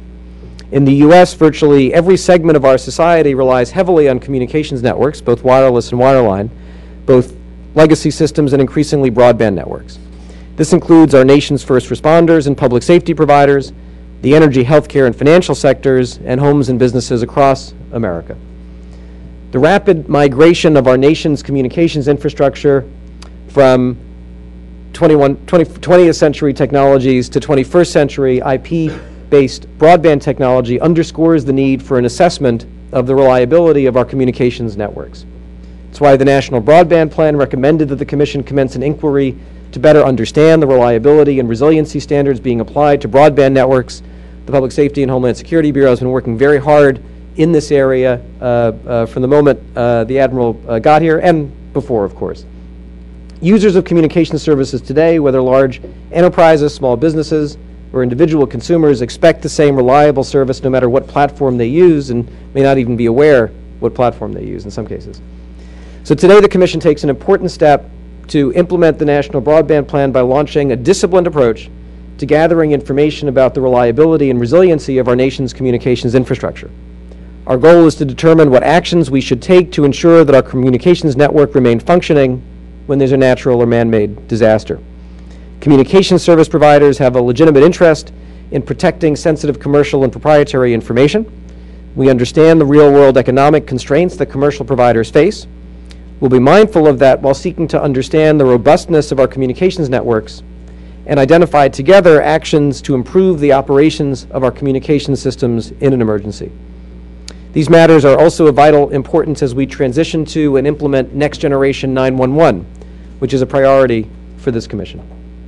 Finally, this inquiry implements a key energy recommendation of the National Broadband Plan by considering matters relating to giving utilities the certainty they need to use commercial networks for smart grid communications.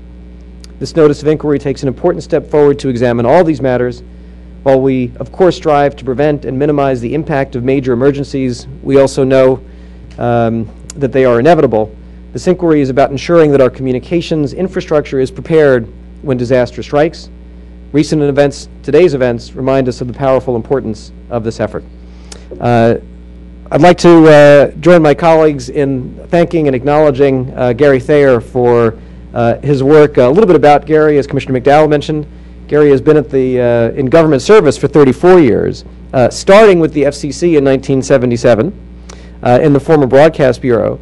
After 14 years at the agency, left for the Patent and Trademark Office, where he served for 10 years, eventually realizing his error and returning to the FCC in 2001, joining our Office of Engineering and Technology. The last year, Gary, you spent in the Public Safety and Homeland Security Bureau, and we are all very sad to know that the Public Safety and Homeland Security Bureau will be the last stop on your train of government service.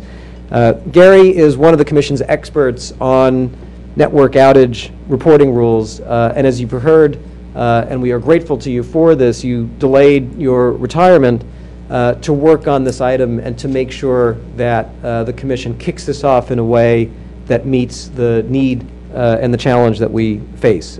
Your retirement is a real loss to us, but we appreciate that you've worked hard to train others to continue the good work that you've done. I'd like to ask everyone to join me in recognizing Gary's accomplishments, thanking him for his service. So thank you, Gary.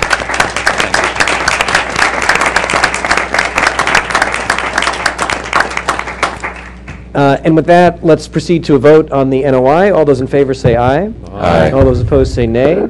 The ayes have it, so ordered, and the Bureau's request for editorial privileges is granted. Could we also move to extend Gary through the comment period, set replies? So ordered. Gary, thank you. Thank you so much, everyone. Let me mention briefly, as Admiral, I think your work is done here. So thank you all for your service. But as we conclude, I do want to mention briefly a couple of items that the Commission has very recently issued. I want to thank my colleagues for working cooperatively and successfully on these important items, and we elected to spare everyone an extra, a longer meeting. But these items are very important, and I do want to mention them and thank all of my colleagues for their work on these. One, we took important actions to eliminate fraud and abuse in the provision of video relay service. These actions demonstrate the Commission's commitment to ensure that VRS remains available to the millions of Americans with hearing and speech disabilities who depend on it to communicate, while protecting the integrity of the fund. In fact, over the past 2 years, the Commission's actions regarding fraud and abuse in the VRS system resulted in taxpayer savings literally of over $100 million. Very important work, and I thank my colleagues and the staff who worked on that important item. Second, we issued a report and order concerning mobile satellite service spectrum that takes an important step as part of our spectrum policy, and in particular to make additional spectrum available for mobile broadband. We added co-primary fixed and mobile allocations to the MSS 2 gigahertz band, consistent with the International Table of Allocations. This step is an important one on the road as we consider opening up MSS services to terrestrial mobile broadband. And in order to create greater predictability and regulatory parity with bands licensed for terrestrial mobile broadband service, we also extended the Commission's existing secondary market spectrum leasing policies, procedures, and rules that currently apply to wireless terrestrial services to the use of MSS and ATC spectrum for the provision of terrestrial services. Again, this is an important reflection of the Commission's unanimous commitment to make sure that our spectrum policy serves the country as the demand for mobile broadband and its importance to our economy becomes more evident every day. Finally, we issued a notice of proposed rulemaking that takes steps to fill gaps in wireless coverage and expand broadband in rural and difficult to serve areas while protecting wireless networks from harm. Again, thank you to the staff who worked on each of these items, and thank you to my colleagues for working with us and voting these items out. And let me, I think, ask my colleagues at this point if they have announcements. Commissioner Cox? Just a couple of things I wanted to say. First of all, you mentioned at the outset that we're privileged to have some guests from Nigeria here today, and I wanted to join in welcoming them. I had the pleasure and the privilege a few years back to visit that country and to meet with the regulators and go out to the headquarters and had some fascinating discussions as they were building their regulatory authority and planning for future telecommunications there. So we're delighted that they're here with us today. And lastly, I just want to join the others in wishing Gary well in his retirement, and I'd like you to take very good notes the first few months because I may be joining you down that road.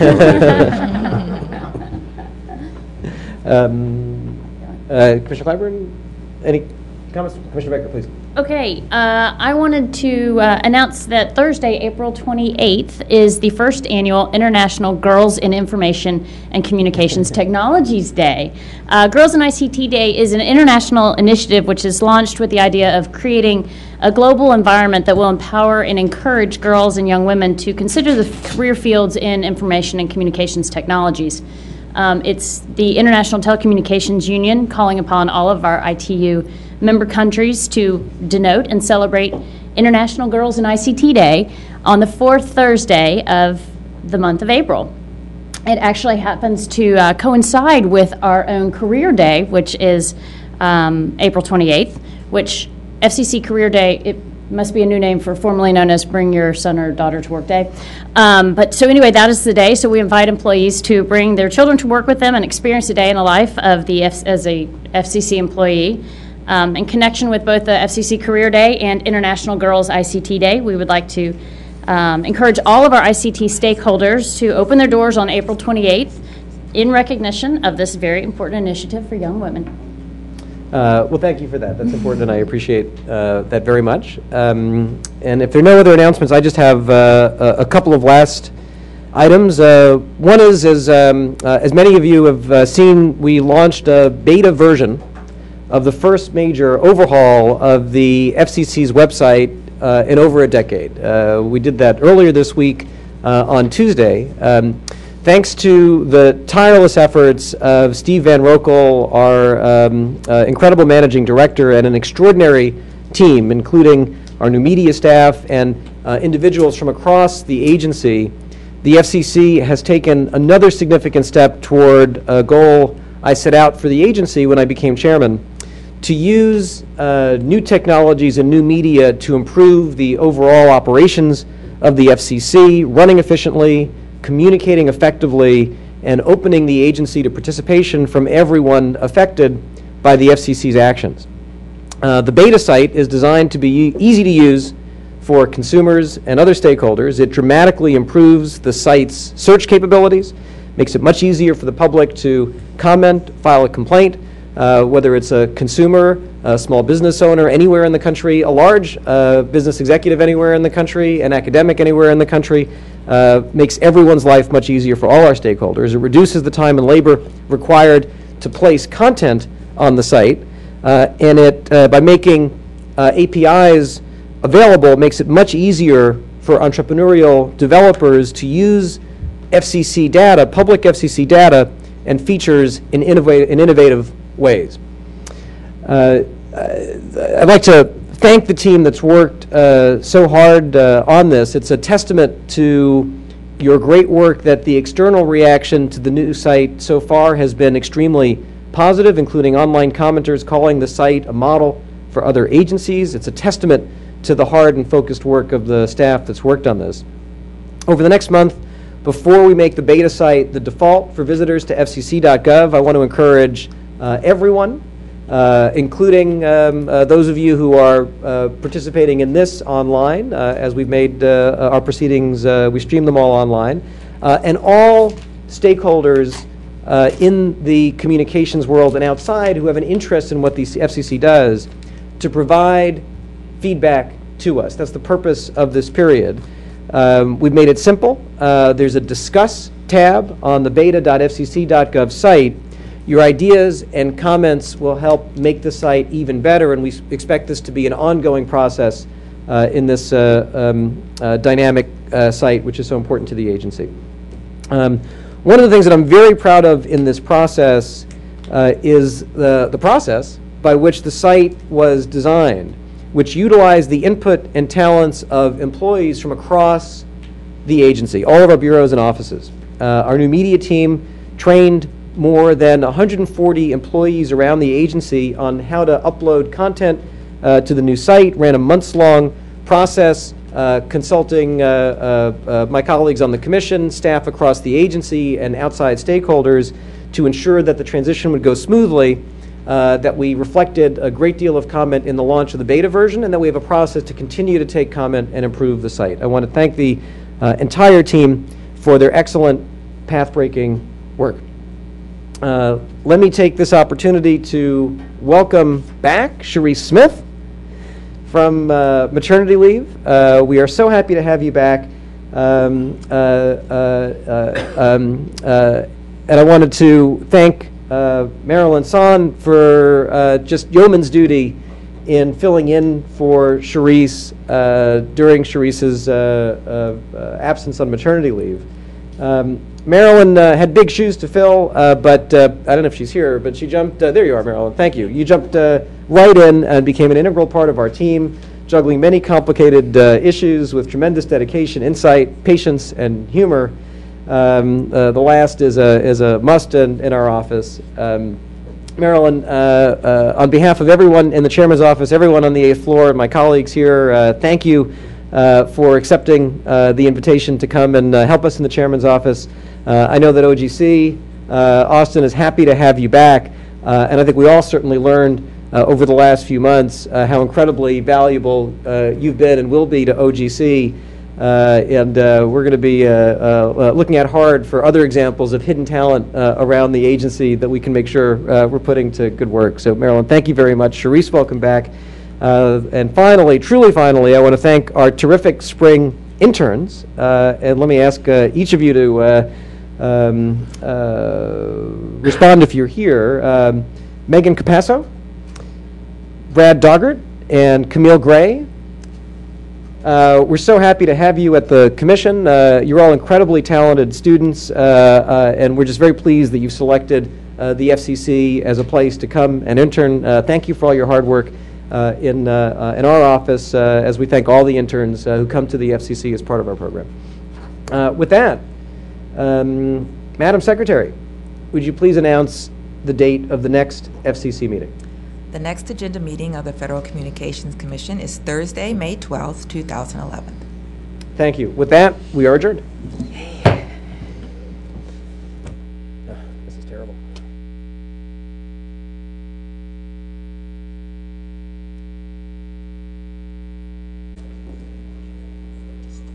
Hi, everyone. Good morning, good afternoon. Hello. What we're going to do is basically start from your right and go across to the left. Due to time constraints, let's keep it to one question if we could. Let's start with Bill. Mr. Chairman, good morning. Good morning.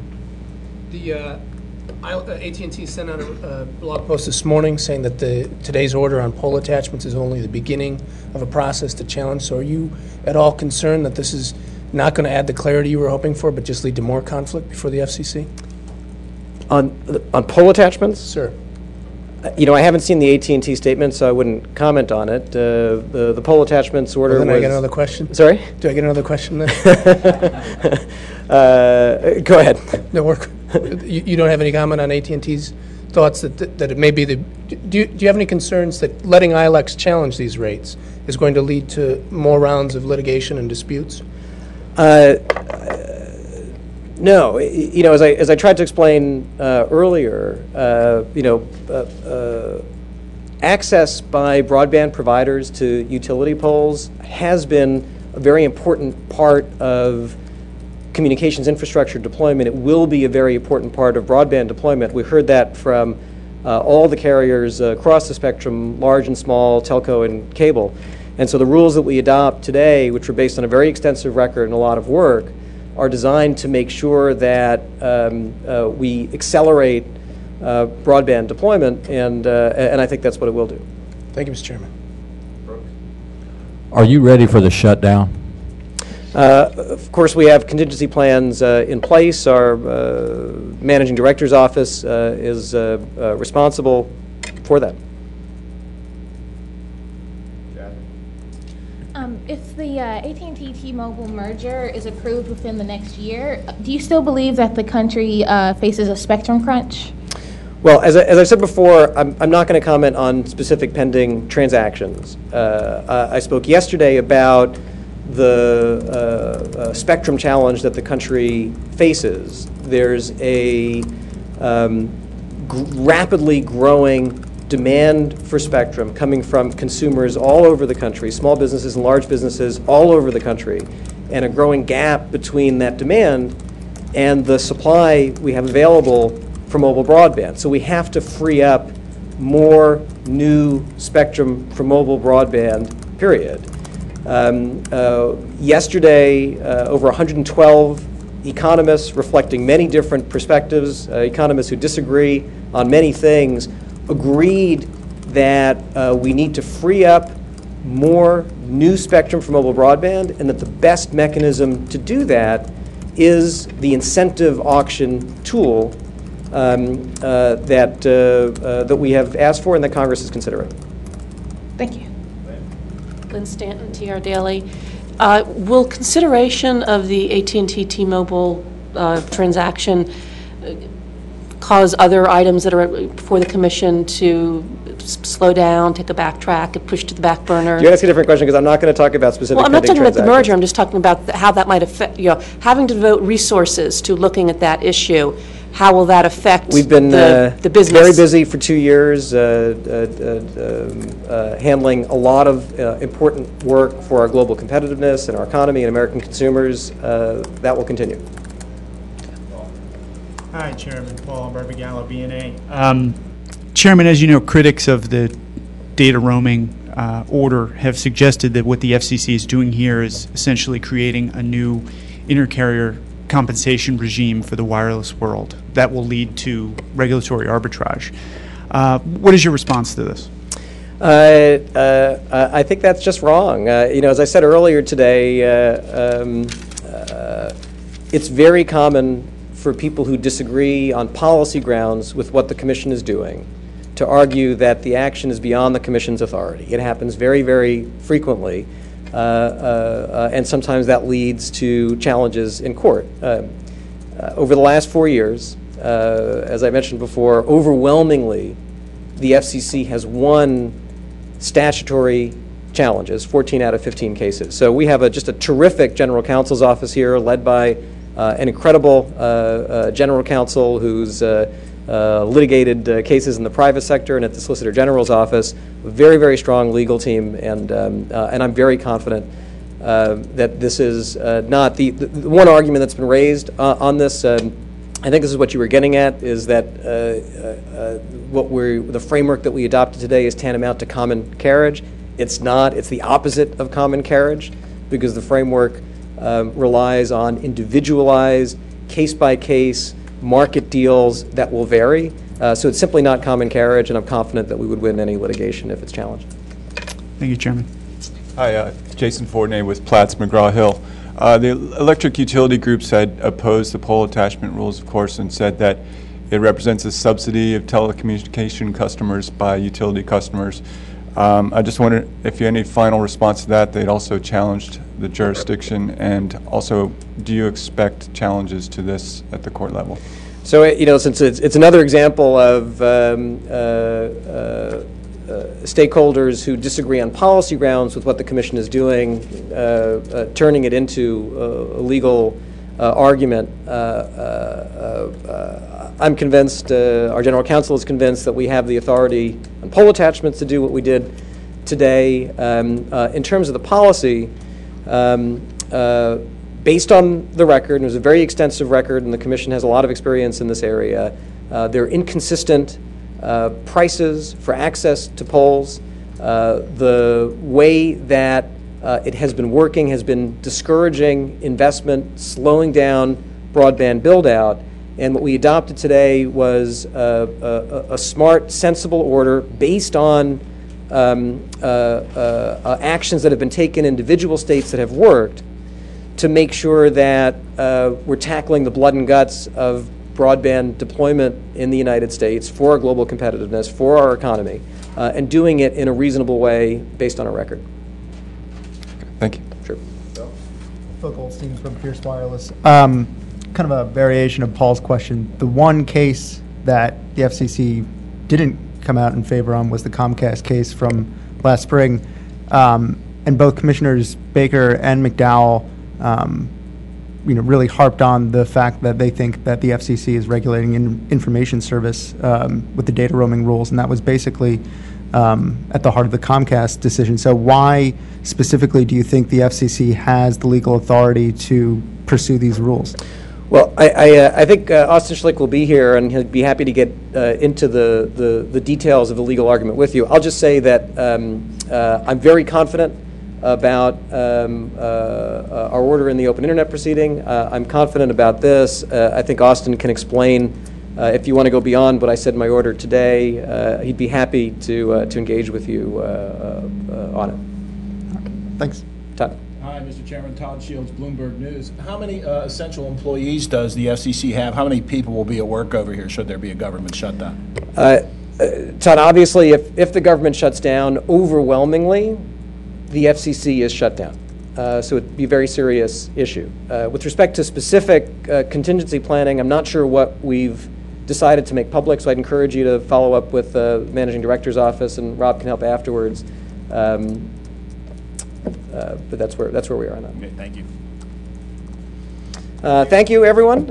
It's good to see some new faces here today. I hope you all keep coming back. Bye-bye. Thank you, Mr. Chairman. Now we'll proceed to phase 2 of the press conference, the items, and we'll go in order, and we'll start with the poll attachment and the NOI with Sharon Gillette from the Wireline Bureau.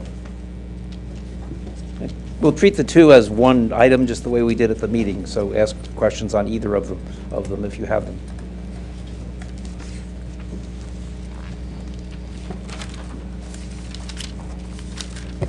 Any questions? Yeah, Dave. Go ahead, Brooks. How does the ILEC appeal work, that provision? I mean, exactly, you don't, I'm unclear if you directly lower the ILEC's rate to about the $7 per pole per foot weight, or do they have to take some other action to bring that down? The way that ILECs get access to poles in overwhelming majority of cases is that they are either a joint owner or a joint user of the pole, so they have a complicated contract with the electric utility.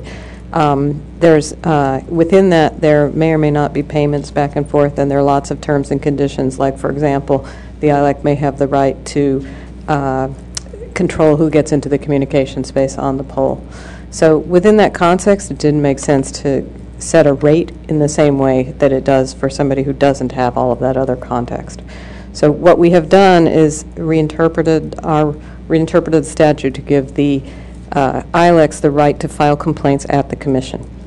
And within the context of those complaints, we can determine whether the rate that they're receiving in context of the terms and conditions and all the other pieces of joint use and joint ownership, in that context we can determine whether the rates are just and reasonable. Follow up on that? Lynn? Lynn Stanton, TR Daily. In making those determinations and looking at those complaints, will the type of status they have vis-a-vis the utility, whether they're a co-owner or something else, be a factor that you're going to consider?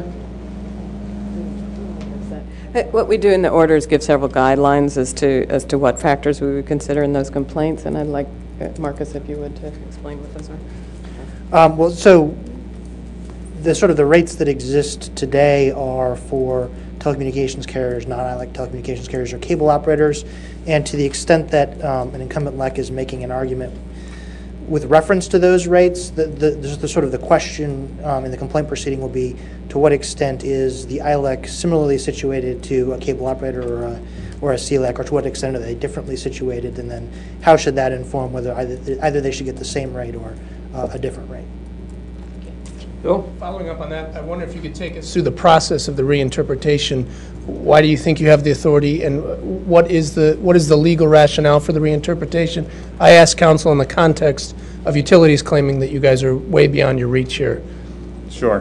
The short answer is the statute says what it says. Objection, Your Honor, non-responsive. Let me be more specific. The statute uses two statutory terms which are defined, and one of them, which specifically excludes ILECs, is used to define the right of non-discriminatory access. Mm-hmm. If you go to statute, it's 224F1. Mm-hmm. The other, which includes ILECs, defines the right to just and reasonable terms for access. So we read the statute, and what it says is that the ILEC, according to Congress, is denied the right of non-discriminatory access, but is granted the right of just and reasonable terms when access is provided. So we're simply implementing that direct statutory text. Well, may I follow up, sir? Sure. What did your predecessors get wrong if they didn't make that interpretation? Predecessors didn't look at the question. What predecessors did is they looked at the right of access and said that this regime doesn't apply to ILECs, and never were asked to. I don't want to say for sure, but they did not address, and my suspicion is that they weren't asked to address the question of what about this right to reasonable terms and conditions. Thank you, counsel. Your witness. Paul? Hi, just a timing question. As I understand, the FCC lacks jurisdiction over pole attachments in states that already have regulations on the books. That is, unless there's 180 days, unless the state fails to act within 180 days. Now, how would the order track with that? Because I guess, as I understand, it's 150, correct? Not exactly. The way the reverse preemption works, first of all, is that the Commission to First Order has authority over investor-owned utilities nationwide, except in states that certify that they have a set of rules in place for dealing with pole attachments. I believe that certification is very high level and doesn't. Can you speak to that? 180 days is if a state that already has. Can you speak into the mic, sir? The 180 days is if a state that has already preempted fails to act on a particular complaint. So the statute works with what's called reverse preemption. So we have authority unless a state asserts that they have authority. And the way in which they assert they have authority is by saying they have rules in place to deal with poles. High level. 20 states in the District of Columbia have asserted that they have reverse preempted and they therefore regulate the poles in their states. What Bill is saying is that if a state certifies that it has that authority, but then fails to act within 180 days, then the authority reverts on a complaint, then the authority reverts back to us? Yeah, then the authority reverts back to us. In practice, I don't believe that's ever happened. No, it's on a per complaint basis. It would be on that's right. It would be on a per complaint basis. So in other words, if a state fails to act on a complaint within 180 days, we would decide the complaint. Okay. Doesn't change the overall authority. And that wouldn't change with this order, correct? That's the way the statute works, and nothing to do with this order, right? Mm-hmm. Anything else on these items? Go ahead, Jason. Quick clarifying question. By my understanding, this does not apply to rural electric cooperatives, but does apply to municipal public utilities, or? Just the only jurisdiction here is investor-owned utilities. So rural electric co-ops and municipally owned utilities are out of the jurisdiction. So only IOUs? According to the statute. Thank you. Okay. All right, thank you. Are we doing the accelerating broadband deployment one at the Yes. same time now? Yes. I have a question on that then. Sure, go ahead. To what extent is the NOI looking for input from local jurisdictions about their broader concerns and the complex issues they have to consider that go beyond just let's get broadband out there? I mean, they have budgets and traffic and public safety and roads being torn up, so. Exactly. You practically paraphrased a question from the order. Oh, wow. Okay. From the notice of inquiry. No, that's exactly what we ask. We ask a lot of data about, for example, how long do things take, how much is being charged. We also ask what are the policy issues that are that underlie these policies, the permitting processes and so forth. What policy objectives are they trying to solve? Okay, does that do it for items 1 and 2? Thank you very much. We'll now turn to the roaming item. Ruth Milkman, Chief of the Wireless Bureau.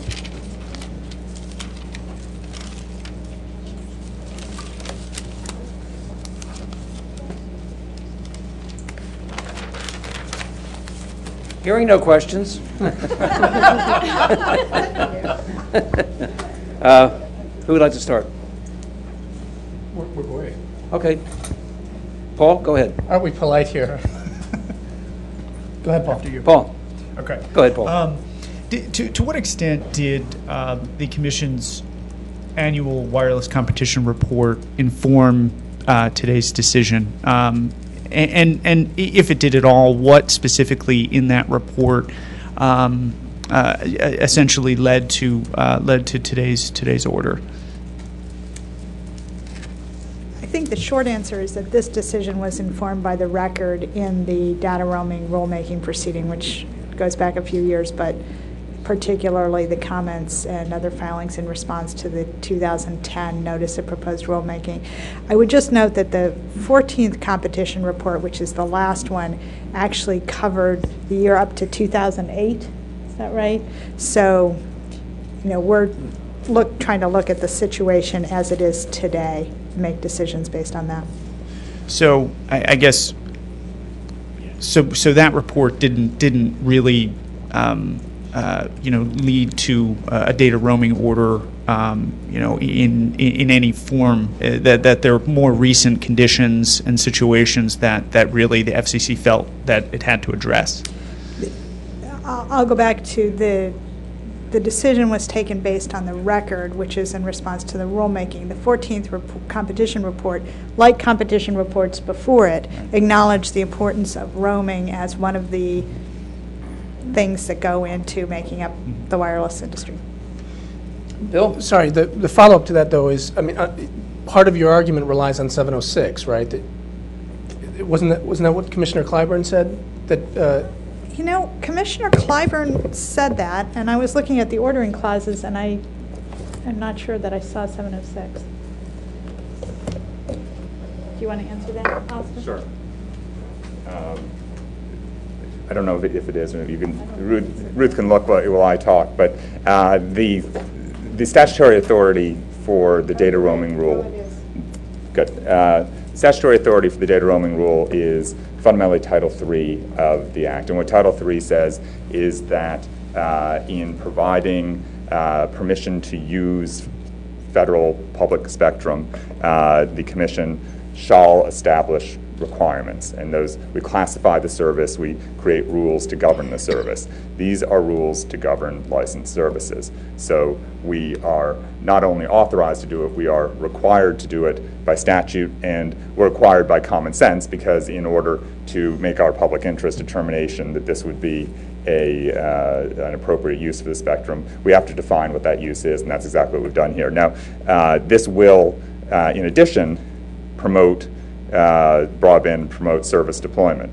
And to that extent, it's supported by Section 706, which, as you know, is a mandate to do things that promote infrastructure and service development. So, and just as a follow-up, if I may, Counsel, are you relying on 706 at any part in this order? Yes, it's part of the legal authority on which we rely. Yeah. Then I have one more follow-up. Sure. Go ahead, sure. At the time that the 14th competition report came out, a lot of the providers cried foul that the Commission had changed the math and raised the standards for deployment.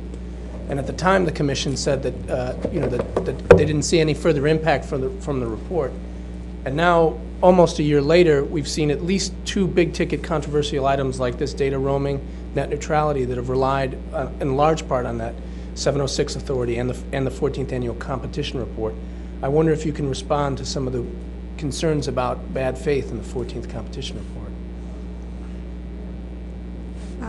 Not quite sure how to answer that question. I think that But I'm glad I asked it. Commission is very focused on getting data and analysis, doing the kind of analysis it needs to make decisions. The 14th competition report for mobile wireless was an expanded view of the wireless sector with a lot more data and a lot more analysis in it. I guess I hope that that data and analysis continues to inform the Commission's thinking, though, of course, as I mentioned, that report was about, all of the data. We updated where we could, but it was for the year 2008, so we continue to refine and update our data and analysis. Phil? I have one question for Ross and one question for okay. So both, as I asked the chairman, both commissioners, Baker and McDowell, said that you guys are sort of playing with the words here, and just because you're not calling it common carrier doesn't mean that it's not common carrier, and that the commission is in fact looking to regulate an information service. Do you? And that's pretty much the same argument that was used against the open internet proceeding. Why do you think that the commission is standing on strong legal ground here? Sure. Let me take the second part of the question first, which is this comparison to claims that the commission acts outside its authority. As you know, there is a legal debate which some companies attempted to begin too early, and the court said no recently, about whether we have the legal authority to adopt open internet rules or whether they were put off limits by our classification as an information service. That has nothing to do with the debate that you heard here this morning. I didn't hear any commissioner challenge the idea that our Title III authority provides us the statutory responsibility to adopt rules for wireless services. The question is whether the rule that we adopted runs afoul of a specific provision of the Communications Act which tells us how to exercise our authority. So, do we have authority? Yes. What I heard this morning was 5 commissioners either affirmatively saying or not disagreeing that we have authority. Did we exercise that authority reasonably and consistent with the detailed provisions of the statute? Yes, we did, for this reason, that the common carriage question arises if you assume that data roaming services are information services, or private mobile services. 2 commissioners make that assumption. When they make that assumption, they then invoke a prohibition on common carriage regulation of those services. Common carriage regulation, let's forget about Communications Act for a minute. Let's think about getting on a train. If I can go to the window, look at the board, see what the price is, put down my money, take out my money before I get to the window because I know what it's going to be. I get my ticket, I'm on the train. That's common carriage. If I had to negotiate with the conductor to get on the train, and if the conductor asked me some things about myself that might be relevant to how to price my train ticket, that would not be common carriage. This is the kind of arrangement that is permissible under the data roaming rules. What we're saying under the data roaming rules is that the service must be available on commercially reasonable terms. So we may look at the end product of an individualized negotiation between the requesting provider and the potential host provider, but we're not going to establish the terms for that relationship. We leave it broad scope. So that is why this whole question of common carriage doesn't come up at all. Understood. And Ruth, if I could, I think it was noted in the presentation this morning that from the time this was first introduced last April until now, there had been some movement in the data roaming market. Verizon has obviously had their rural LTE program. I think AT&T concluded a roaming agreement with Mosaic recently. Did the Bureau feel that there wasn't sufficient progress being made, on that front in the time period between last year and now?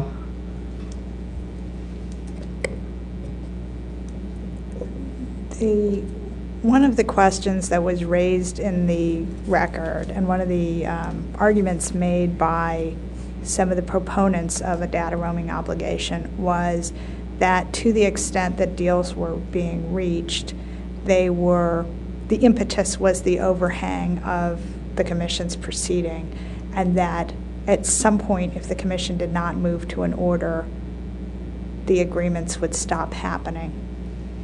Got it. Okay. Does that do it for this roaming item? Okay, one last one. Go ahead, Paul. We can take one. Just as an academic question, as a bookkeeping matter, I wonder if we can get a list of the 16 decisions that the chairman has referenced more than once. That's a bookkeeping matter. That's not a question, though. Sure, that's fine. Thank you, Counsel. And you had one last question? Yeah, just in, I guess, in practical terms, are there any timelines written into the order in regard to bringing a dispute to the commission? So, for example, could Leap Wireless and Verizon engage in a week of negotiations, and then Leap is unhappy and could take it right to the commission for resolution?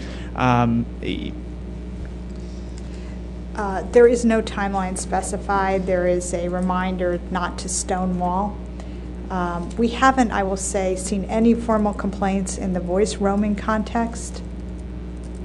So the structure that we have put in place for voice roaming, which admittedly is a little different, has worked well to give both sides the incentive to negotiate agreements that work for them without commission involvement.